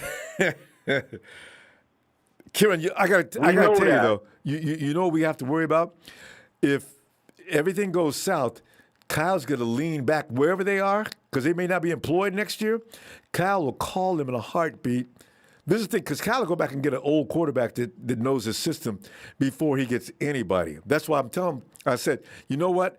You can get these guys if you want to, but CJ will be starting next year. Kyle's not going to go with somebody So that's you no heard system. about the shit where they talking about, who would you fire first, Lynch or Kyle Shanahan? I've not seen that question. I'm not. Don't let me. Would you see that? Yeah, they talking about that already, man. They forget how bad we were, man. We was trash till Jimmy came, man. And before Shanahan and Lynch came, too. What? You know, there are some lunatic. We got some strange people, not just about Jimmy, but we got some people who say some really weird things. Like they don't remember what it was like before Lynch and Shanahan got here. They don't understand why you got Montana and Jimmy G there, yeah. Because Jimmy G about to do some good things this year. Let him be healthy. You don't think he hear all this BS? Come on, man. And Kieran, I'm glad you mentioned that too, because the only reason that fathead is available is because Jimmy G came in smoking. The reason why his jersey was the biggest seller after 2017 is because the boy could play football. People say, well, he can't play no more. Football, Ronbo. You know? Jesus. He got hurt, man. He did switch his game up since he got hurt. I'm not going to lie about that. Well, he had to. But you got to give him a year. Yeah. That year of healing was the year we went to the Super Bowl. So, shit, when he healthy, what you think he going to do then? Win. That's what he does. He wins. Just give us a better offensive line, man. You know, and more than one shot downfield. You know, the Super Bowl came down to one Hail Mary shot, basically. And, you know, he missed it. Okay, you know how many shots like that are missed by a lot of quarterbacks? And so Jimmy misses this particular one. Oh, my God, he's trash. Get him out of here. He pooped in the bed at the biggest moment. Because you missed one deep ball to a receiver that should have been on our team. Kyle was drafting wide receivers, so I can't even blame Jimmy on that, man. Kyle got to get it together also, though. All this shit, Jimmy this, Jimmy that. No, yeah. Kyle's supposed to be a mastermind. So. And Kieran, he should have pulled. Mike Person was bleeding like a vein had been cut open. Should have went to Debo. Should have kept playing with Debo. Debo was Brunskill doing him dirty, in the game. And Debo, I don't even want to talk about the calls that the Bucs got that we didn't get. I can't even, because that's going to piss me off to a whole nother level. Yeah. If we got the calls the Bucs got, we would have had that Super Bowl one immediately. Yeah. That's what made me so mad. I said, now you call them for everything they should have been called for. It's Super Bowl 54. What? I seen the game. You seen the game. You seen the calls. They got the calls because of Brady. That's what it is. Yeah. And you know, Brady had an all-star Brady Pro get the calls, Bowl bro. team. Like, what am I gonna say? Yeah, that's fine. You know what? It's fine. Well, with this team, they'll be back. And more than one time. But I'm not going to hold you up, but I'm going to call them more often. Good. But listen, man, that Jersey Mike, man, we from Jersey too, so we don't do it like that, yeah. We have difference of opinion, but we ain't going to shit on nobody's opinion, yeah. You love Jimmy G, I love Jimmy G too, damn it. Jimmy G, yo. Let's go. Next year, healthy, let's go. All right, fam. Niners!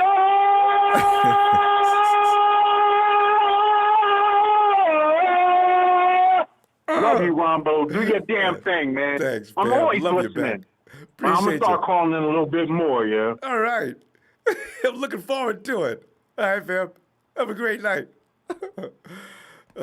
So those sudden supportive phone calls like that, him and Trez tonight, I'm shocked, but I love it.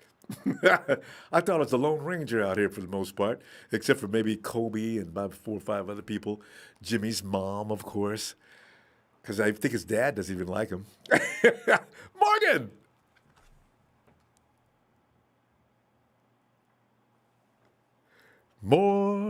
Morgan. I get it? Morgan, yes. Come in, Morgan. I got it? Yes. What's up? How you doing, Ronbo? I'm going to just sit back here, man. Didn't know which buttons to push. It's been hilarious fun tonight. But Morgan. Yeah, no, I've been listening. It's been interesting. Morgan, Can't even remember all the Jimmy G haters. I want to figure out what to say. Can't even remember it all. Oh, those folks are really hot. They're really pissed off. They're really bitter.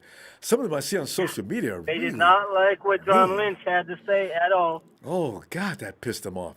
And the writers, they don't have anything to write about now. Lynch just ruined their role. Because they were coming up with Jimmy stuff every day. Now they got to come up with other things. I like to listen to everybody. Huh? I like to listen to everyone. Grant Cohn's still on there. Oh, they're just posturing. They don't mean it.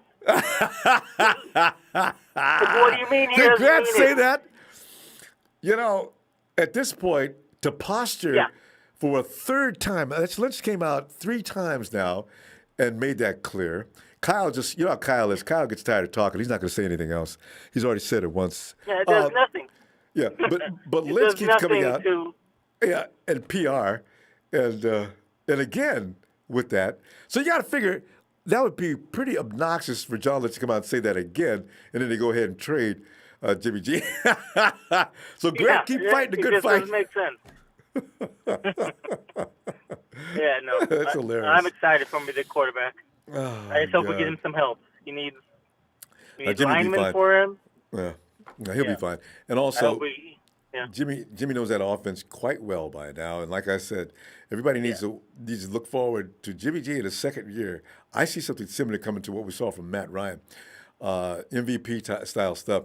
And as I say, now that he's got legitimate receivers, I think we're about to get shocked. I won't be shocked because I see it coming. Knows the playbook much more now this year. I think Devo is going to come back in healthy. I think we'll add a receiver. I don't know if it's going to be a veteran or in the draft, but I think we had a third receiver. And we got KB.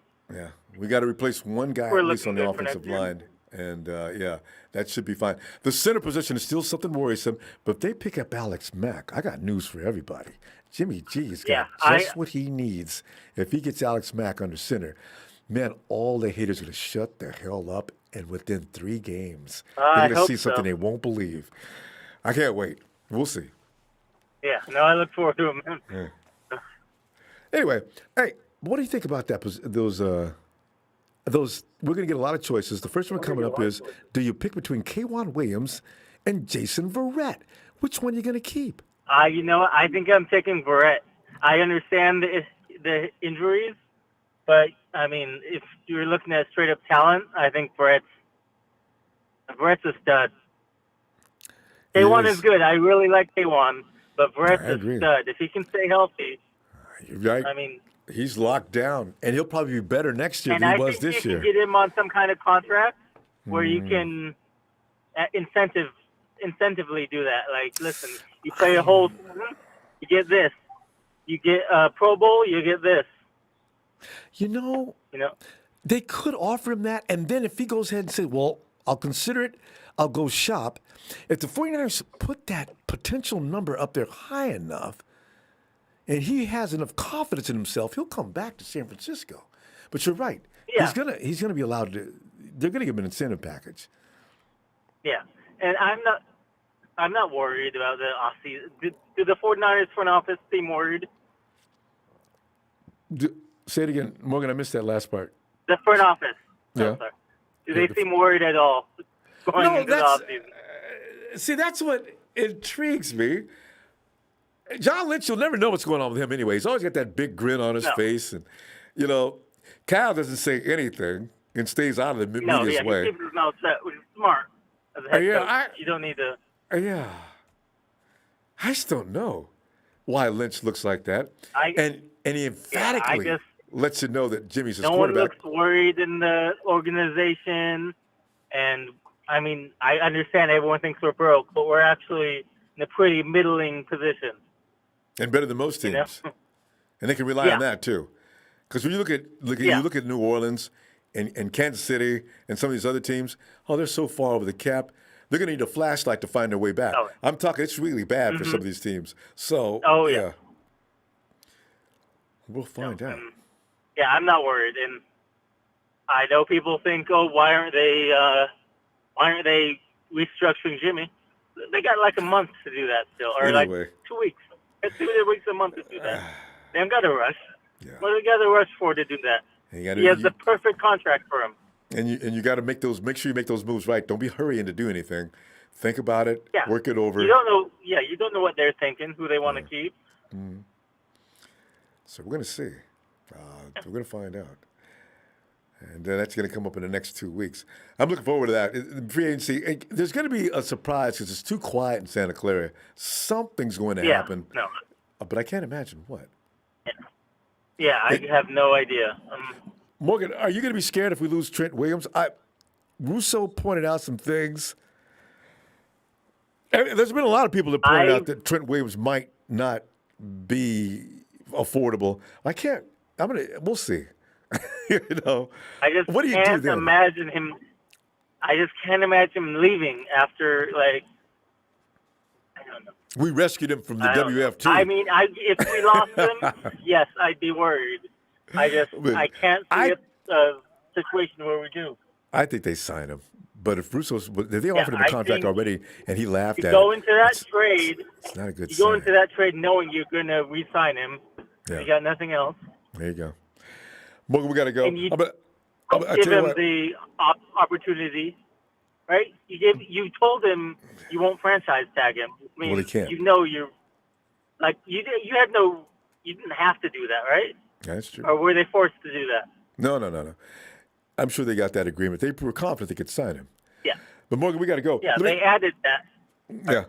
We got to go. Let me see tomorrow or Sunday, okay? Absolutely. All right, Morgan. Have a great night, fam. Awesome. All right, you too. Oh, thanks. And there he is. It's Fly Guy. Fly Guy, come on in, man.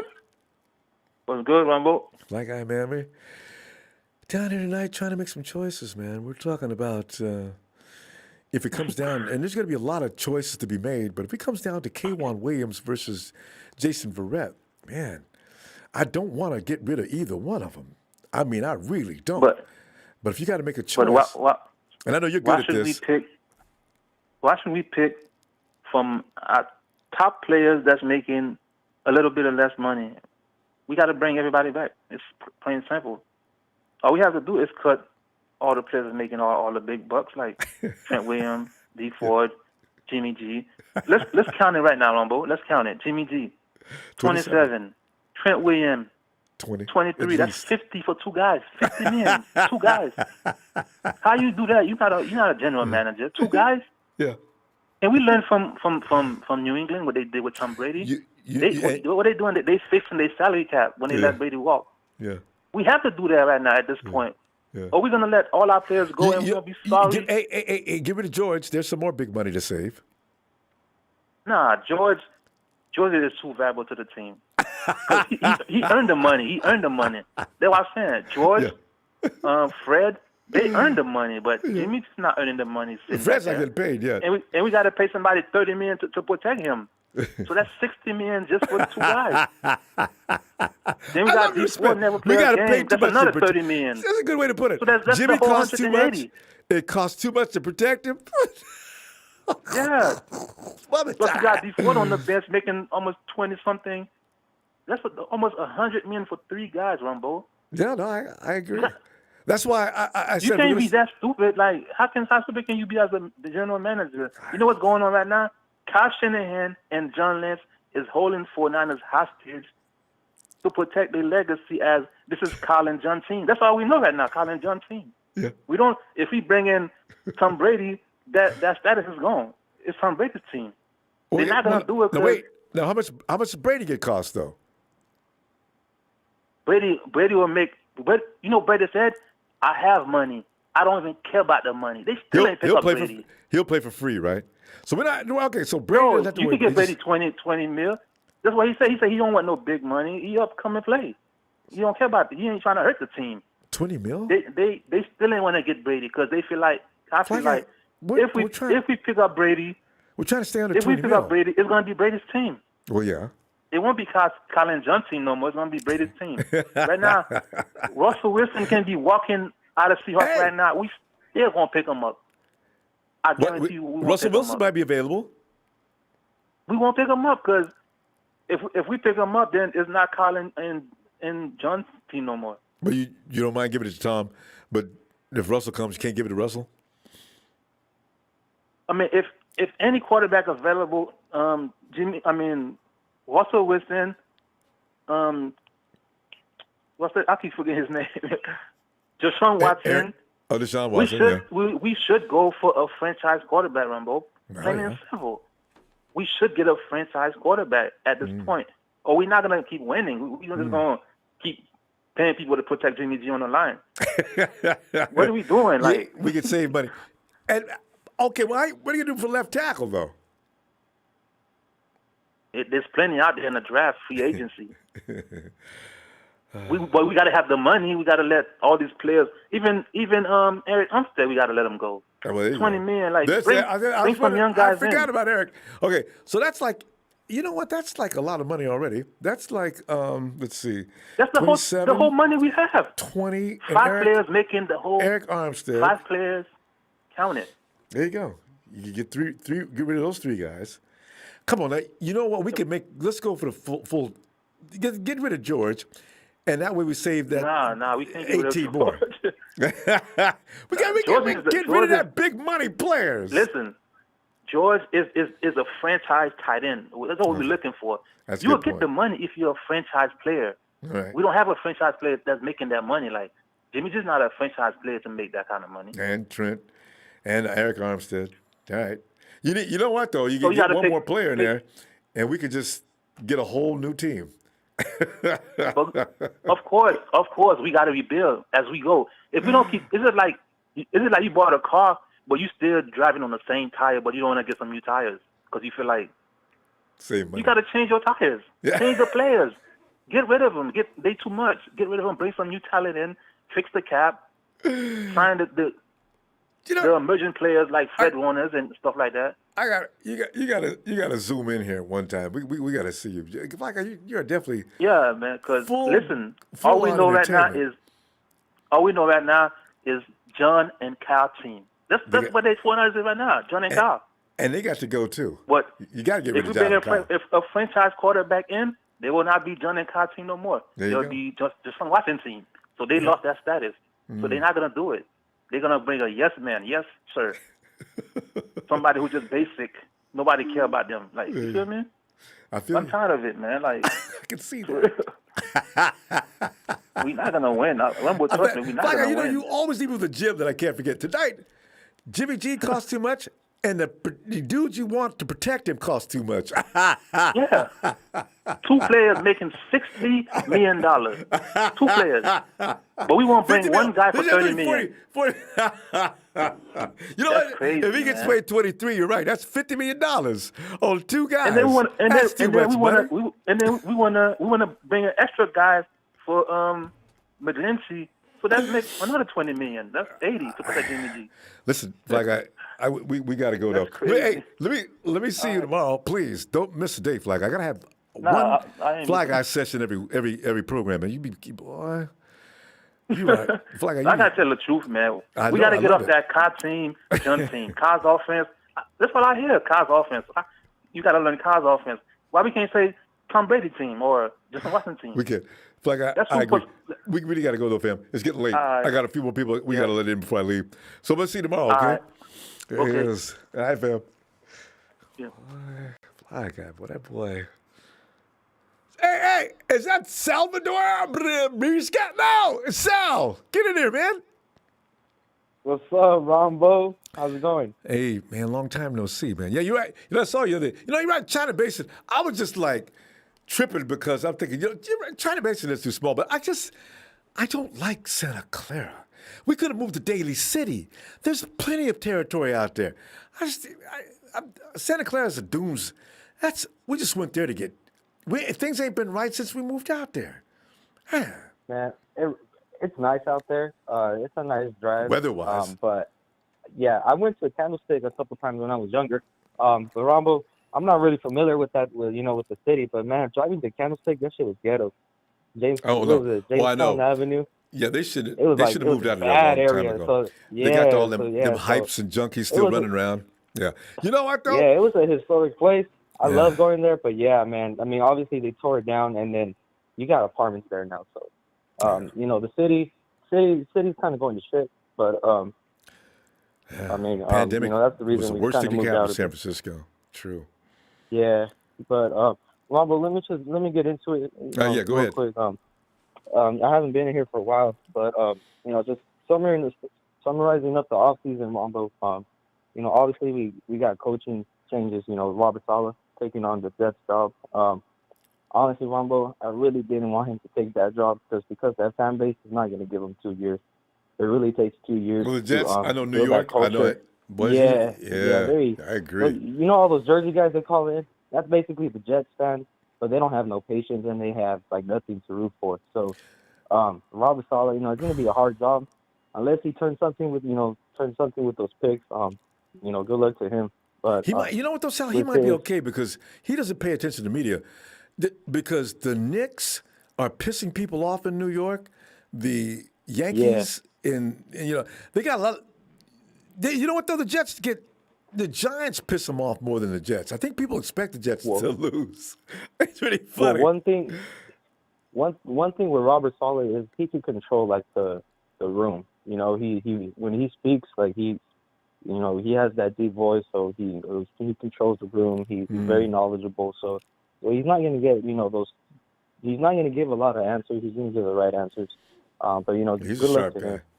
True. Yeah, but with his replacement, D'Amico Ryans, I was in the chat a couple of weeks ago, and then someone pointed out that D'Amico Ryans is a good hire, and he's kind of on the same coaching path trajectory as Mike Vrabel, from the Tennessee Titans. He started off as a linebacker, progressed as a position coach, and now he's a linebacker, or now he's a head coach, playoff team. So D'Amico Ryans, I have high expectations for him. I watched him play when I was younger. He was flying around out there, Ron, but he was like on Patrick Willis's level. I know. He did get hurt. Dude could play. Yeah, he was a good guy. But yeah, he did get hurt. So, I mean, other than that, the front office, Adam Peters, he's going to work his way into the GM spot if John Lynch throws another bust draft or, he really misses with this offseason signings. Adam Peters got promoted to assistant GM. Is that correct? Mm-hmm. Yeah. And Fly Guy says they put him in position to take John Lynch's job. Yeah, that's a possibility, Ronbo. That's a possibility, but everything is. He really needs to hit the ball out the park this year, and it starts with the off season. Obviously, I'm a pro Jimmy. I'm a pro Jimmy guy, so I'm just gonna skip that topic, Ronbo. I believe in that guy. But in free agency, you got to solidify the O-line. The center position is what really, messed up the whole year. We didn't have a center the whole year. It does. Jimmy played really good with, who was it, Daniel Kilgore? We traded him. Yeah. We brought in Weston Richberg. He looked good with Garland. Weston Richberg was solid. Yeah. He's not worth that big. He's not worth that big tag anymore. He's not playing. He's always hurt. He has a history. You got to find a way to move on from him and get some compensation. We got to upgrade in the interior line. McGlinchey, Ronbo. McGlinchey was getting beat up all year. Chris, we got to find some compensation for him because we got to solidify the edges. Obviously, I want Trent Williams back, but on the right side, it was really embarrassing last year. Really embarrassing.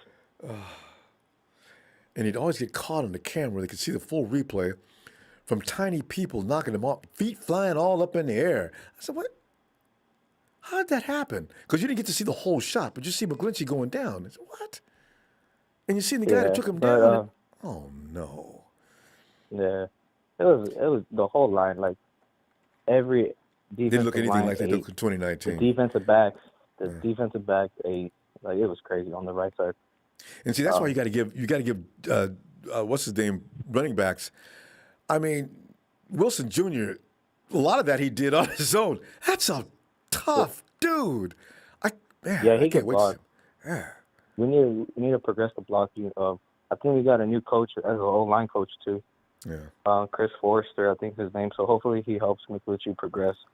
But on the free agents, Rumble, with Verrett and Kwan Williams, hopefully Real we quick, bring that's back. right time. Hopefully we bring back Verrett, just because he's a hometown guy, and then Kwan that's Williams right. gonna go. He's gonna go home to the Jets. Fairfield. He's from Jersey.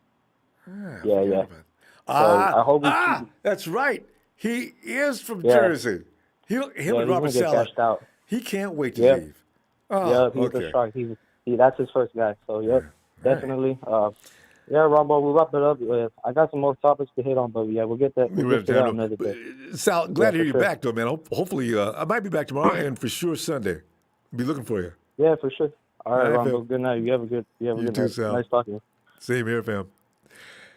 And there he is. It's the Sheik. Okay, wait a minute. We got Swift Slays. You're a racist? Not even a warning. You are gone. Cut him. Get him out of here now. Hey, keep hating, hater.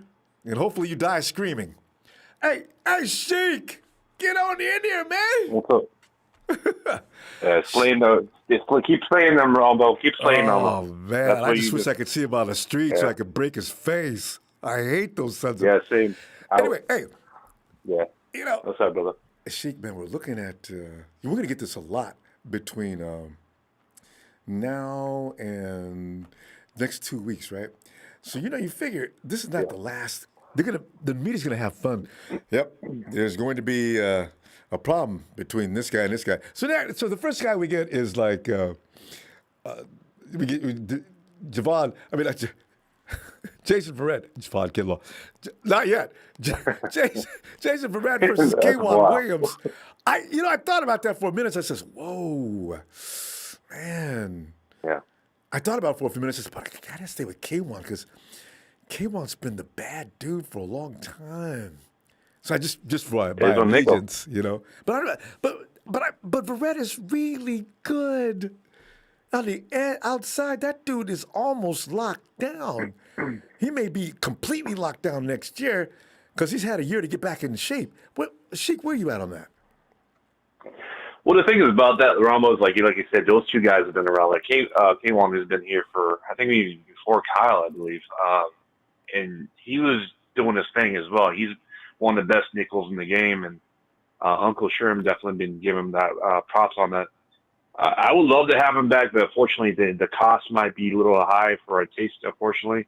And obviously Solid's going to pick a lot of other guys, unfortunately. That's what it's going to be. I know. It's not going to stop it. He might take both of them. He might. Yeah. He even didn't even take the secondary coach up from us too, Odin. He's over there. So yeah, if he's Verrett is a man, what he does, he's gonna go jump that train over there. But the thing is, Sherman also wants to go over there as well. So one of those guys, I believe one of those guys, other than Sherman, unfortunately, will be back, Verrett or Juan Williams, and it's gonna hurt because we do have Emmanuel Sanders there. That's not Emmanuel Mosley there. He's definitely coming. Mosley's definitely gonna get signed because he's affordable. Yeah. I like those guys, man. Like it's that's the thing about free agents. It's difficult to move on. Like you have to these ties because of the caps, all that. But there's some guys in the free agent or even in the draft. There's a lot of depth in there. I don't know about nickel, but say corners like J.C. Horn, Khalid Farley, maybe Patrick Surtain might fall to us. Emmanuel Samuel, I mean, hear a lot of him from Russo. Shout out to Russo. So I've been, just you have to do those tape on it. One of those guys we haven't drafted corner for. Oh man, it's been a long time. No, actually not that long. First round. They got Spoon second draft. Right? Yeah, but first round though. First round though. We haven't first rounder. I can't. Wow, yeah. I can't even remember who was. When was the last time we got a first round cornerback in the first round? Well, Jimmy Ward was drafted as a corner, but he moved to safety. But other than that, like Ahmed Plummer. God, I gotta go Google it. Who was that? Yeah. How long ago was that? Plumber. That was, I think it was in, I think it was 2004. I forgot, man. It's been a while. I gotta go. See, I can't remember this guy. What happened to him? Did we cut him? He just didn't work out, unfortunately. So he just didn't, pan out. But yeah, there's some guys, like I said, there's some guys that we could be. I like Jason Horn. Obviously, he does that pro style defense. He's been going out Alabama wide receivers, so he's competing with those guys. Sertan is nice too. He does that big, long, lengthy guy. What's his name? The defense that we, come with, he might be really nice with us. But yeah. But my focus with Ronbo is just the offensive line, man. That's we got to figure it out. That's the key thing. Juice, obviously, fullback for blocking, obviously. But Trent Williams, if he does not sign, 100% we're drafting the offensive line in the first round. And the guy I'm hoping, Ronbo, is that Rashawn Slater from Northwestern. If you watch the Vouch Lombardi tape on him against Chase Young, you'll be impressed. Is that? Oh, yeah. He's the guy that one hands Chase Young, from what I heard. Is Slater that guy? Right. God, that's frightening. He has short arms though, but he's they must be powerful. Manhandle them. Yeah. Yeah. Oh, yeah. That's crazy. He's 6'3". Normally you think offensive linemen are like 6'5" and up, but he's 6'3". So, but he's doing this thing. He could play multiple places, not just a tackle. He could play guard, center, you name it. He could play. Fill in until he takes over a certain position that you want to take over. As long as, just don't make him play center. Center requires a guy that really knows how to play center. You know what I'm saying? Because they put Brunskill at center. Brunskill snapped the ball over whose head? Anyway, you can't expect a guy that hasn't been playing center since school to come in and start playing center at the pro level. Because you got to hurry up. Center's got to snap that ball and get ready for action immediately. And that snap's got to be good. That's a very hard thing to do when you think about it. Yeah. So. But that Mac, like you say, we're going to get that center from Atlanta. I think he's going to come here. I have no doubt. That's a free agent that we're going to bring in. I really he knows Kyle. He goes around everywhere Kyle goes. Yeah. Yeah. But we're going to find out. Go ahead. I was going to say, because we're running out of time here. But yeah, this is the choice. I can't imagine what's the next choice is going to be. Somebody's going to hit us up with it. So. Well, Jimmy G's not going anywhere. John Lynch been saying he's not going anywhere. He's our quarterback. Yeah. If he's healthy, he's a go. It's like, how many times is the fan base, the hating fan base, going to not get it? Like, dude, he's not going anywhere. Like, I get it. You want to have a mobile quarterback. If that type of quarterback you want, those Russell Wilsons and Deshaun Watsons. But guess what? Jimmy Garoppolo wins, unfortunately. There you go. And you have to live with it. That's what he does. He's going to continue to win next year. All right, Chief. Right. We'll see them all. But we got to build the offense, fix the offense line. There you go. Yeah, definitely. Shout out to you, sir. Shout out to the freaking Ronbo fan club. Thanks, Russo. Yes. And everybody else. Shout out to you. All right. Hit that like. Thanks, Sheik. See you later, fam. But, Mr. Block Ice, you're not friends with that guy, although I see he's back. Is there two of those guys with that name? Okay, I'll keep it at. Mr. Block Ice, no, the guy I just got rid of was a straight up racist. I mean, hardcore. I've not seen anything like that in a long time. That's why we told him goodnight. That was the reason. Didn't just pick on him. So I don't know what's going on. I saw him back, though, and I thought we just... Okay. All right. Shay, come on in, Shay. What's up, Ronbo? Shay Manry. How you doing? You know what's in there? Well, first things first, Ronbo, I want to just say, F that racist bastard who said that shit. I know, but I hate people who like that. I don't even understand trolls like that. Like, I know. That's just I know we ain't political. I know we don't even talk about stuff like that, but, I mean, come on, man. That's ridiculous. Yeah, I know. But just know you're loved, Ronbo. You're loved, and we love you. Thanks, man. We're not going to put up with that. But anyway, Shay, come on in, man, and give us a little bit. You're thinking. A little bit. Oh, absolutely, Ronbo. Back to 49ers football, Ronbo. I'm happy, man. I love always calling the show, Ronbo. You just, every time, I see that you go live, it makes me happy, Ronbo, that we get to talk 49er football with the GOAT. All this love. Ronbo Sports himself. All right? No, Ronbo. Not worthy. Hey, I want to keep both of them. But if you had to make me pick, I would probably say K1, simply because he's been here for 64 games out of his tenure with the 49ers. He's played in 51 of them. That's pretty good. That's only missing like 2 or 3 games. And that's with him being one of the best run-stopping, run-defending safeties. Not defending safeties, cornerbacks. He's a slot cornerback, but he's actually feels like a safety in the box because his run rate is so high. He's one of the best run-defending cornerbacks. Yes, Ronbo. He's one of the best run-defending cornerbacks. He's decent on coverage, but he's also one of the best blitzing slot cornerbacks in the league. He leads the league for cornerbacks for forced fumbles. The man is a Swiss Army knife. That's why they call him the Shark. He smells blood. He gets after it. Yep. So without a doubt. Now, do I think Verrett's the better corner? Yes. But if you had to tell me that we know that Verrett would stay healthy, and both of them would stay fully healthy, right? If we could see the future in that, both of them would stay fully healthy, then I would go with Verrett because Verrett is a lockdown corner. He can lock down number one. We've seen him lock down DeAndre Hopkins in our league. We got DK in our league. We got Hopkins in our league. We're starting to have some good wide receivers. Robert Woods is decent. Cooper Kupp is decent. But if you could take those guys or you could take that side of the field away, it makes the defense a lot easier to execute. So Amen. I would say Verrett. But because we don't know the longevity of Verrett, he could get seriously injured. He's had 3 serious lower body injuries. ACL and torn Achilles are one of the 2 that he's had. So I would say K1 just because I think if we do pay K1, he would be cheap. Well, I wouldn't say he would be cheaper. I think that Verrett, if he didn't have health issues, he would be paid more. But because slot cornerback gets played less, I think the average slot cornerback is around $8 million, $7 million, around there. Now we could pay K1 that money. That's a variable. Yeah. Yeah, but Verrett's not going to ask for 12 or 13 mil, Ronbo. I mean, you guy hasn't even played a full season besides just this past year. So he's going to have to take like an injury-prone, incentivized deal where his base salary is probably going to be around 8 to 9 mil as kind of like a slot cornerback number.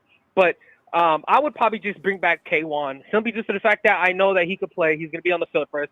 I wouldn't say he knows the scheme more than Verrett, but he has played in this scheme longer than Verrett. And he's just one of the best blitzing cornerbacks, and he helps on run stuff. And run support too. So I think that that's just all intents and purposes makes it like I would sign him. But hopefully we can sign both, Ronbo. You never know. Like you say, like you're always calming us down when we're all, panicking and like, hey, well, someone's got to go cut Jimmy's contract, restructure that bum, all this other stuff. Hey, who's this guy? This guy needs to get out of here. But you're right. John Lynch has been adamant about this thing. Like I said, and I even looked up the quote that you told me. He's like, hey, man, if it's 175 and up, anything after that is a breeze, man. We are living life good. So when you hear stuff like that, it's really comforting. But Shay, I agree with you. I don't understand why he's saying that. Does he know something that? Well, now he said anything above that is gravy. Well, if they raise it again, John Lynch, I guess he's just going to be in hog heaven. That's what I'm saying. Like, we're jumping for high praises at that point. If you're talking about anything above 175 is gravy. Now you're saying it might be 185. It might even finalize to 190. What I'm hearing, so it's only like a 10 mil loss. That's good. That's a decent player. You could sign both back with that type of contract, and even try to bring back Trent. And Trey, they've been planning for that 175 number for God knows how long. I guess immediately after the pandemic got underway, they already knew what their job was going to be cut out. So maybe they've been going over these numbers a lot. Yes. Yeah. Well. So all I know is the NFL came out with a memo last week saying that the floor, no matter what, is 180. So it's already $5 million plus. It's already confirmed. It's 180. So we're just waiting for around free agency. I would say like the week before free agency, no later than March 10th, we would get the full confirmation for the salary cap for that year, so that teams can start gearing up and getting ready to, if let's say they need to restructure somebody to shave off like 2 to 3 mil. Or something like that, they can start doing so because they have an exact estimate of the cap. So we'll hopefully see that around March 10th. We'll start, 7 days before free agency opens up. That we'll have a clearer picture, or actually we will know for surely that is what the cap will be for the 2021 season. So I'm excited though, Ronbo. It's draft season, off season. It's the best season. I know you were jumping for high joy when you heard John Lynch on KNBR saying, he ain't going nowhere, baby. We riding with Jimmy, I was baby. already confident. I said, something else. Somebody else mentioned something that made sense too. Do you know how hard it would be to move Jimmy G's contract right now for a trade? You could cut him, but if you trade him, you got to pick up Jimmy's contract and not. But that's the thing. They're like, why would we want to pay Jimmy 25, 26 mil when we can just have y'all cut him? Y'all save $2 million, and then we could get him for a cheaper deal. And then the point I said, but what do we get back? Yeah, at this point, the most realistic option is they're just going to run it back with Jimmy. You run it back with Jimmy. You see what you got. Like you said, like I say, this is a testing year. If we make a deep run in the playoffs, then it's like, okay, restructure Jimmy's contract, bring him back. He's proven that he can win. Again, being his second full healthy season, he can win, right? And then that's what I think Lynch and Kyle will do. Like, okay, well, we're in the Super Bowl window, so we got to keep the ball rolling. I mean, like I said, it's really hard because, like you said, Ronbo, we're in a Super Bowl window, but if we have a rookie, no rookie's ever played in the Super Bowl, never happened before. So, we'll just see what happens in this offseason. But, all right, Ronbo, I know we got to go. Brother, thank you so much, and good night to you. We love you, production. I know y'all don't get noticed, but I love you, production. Thank you for putting on the show. Ronbo, thank you for hosting the show, my brother. And TNT, I love you, my boy. Shout out to all you guys in the chat. Ronbo, God bless you, good sir. And I hope you're back tomorrow. If not, I will see you Sunday. God bless you, sir. Have a good night, my friend. Shane just makes you feel all fuzzy inside. He just gets into it. Shane, love you back, man. I know. Trey's probably mad. He's like, Trey's probably mad. It's cute and cuddly. I'm sorry, Trey. I got to do it on this one, man. All right, Ronbo. He hates take that, it easy, doesn't he? All right, Shane. See you tomorrow. I'm going to have to come back tomorrow. I can't stand it. Thanks, fam. Night. Group hug for Trey. Trey, if nothing else, we can always get Kirk Cousins. You remember your cousin Kirk? Mr. Block Eye, Mr. Block Eye's good. He said, sorry, Robert, I don't play that. Anyway, the O-line, and more important, is my running game to help Jimmy G out. But we do need some more looking at wide receiver depth. And, Mr. Block Eye, thank you so much. It scared me that. I thought you knew that person that was just going nuts with the words. First, I saw him do it a couple times. I says, no, he didn't. And then he did a few more times. Yeah, he did. So anyway, I'm glad you noticed. As a matter of fact, yeah, it's going to be interesting to see how the 49ers... You know what really scared me, though? John Lynch did say also at the end of the season that he thought his offensive line was fine. Now, I don't know if he did that just not to piss off his players, because the season wasn't over yet. But they felt their full offensive line was just fine. I think he was saying that because he's figuring, like a lot of things with the 49ers, hurt. I guess, when you think about it, fam, there's no way to build a team with such massive, strong depth that they can come in and just absolutely fill the shoes of your starters. Now, the next man up thing is fun to say, but it isn't always applicable. You still, if he's that good, he's probably already signed with another team, right? So when you get depth, like we did we lucked out when we got Dre Greenlaw. Dre Greenlaw actually came in and basically had no business beating out. Didn't Quan make the Pro Bowl? Dre outplayed him. So, do we have anybody else doing that? Not really. Huh. Yeah, so that you've got to draft really our scouts are good. You've really got to bring in guys who can fill these roles and be able to actually step in and take over at any time, and which that's just good because that puts heat and pressure on the starter, which is why I hope I don't mind for one moment. If the 49ers pull a quarterback in and he threatens Jimmy, I'll be celebrating right with you because he's either going to bring the best out of Jimmy or we're going to get a really good quarterback. It's a no-lose situation for us. So, yeah. So, anyway, fam, remember, it's all love.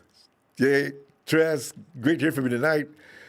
Well, we had some calls in tonight. We haven't talked to people in a long time. Love all y'all. Fam, thanks for the contribution tonight, too, fam. I can't, you know what? I'm going to have to come back tomorrow. I'll miss you already.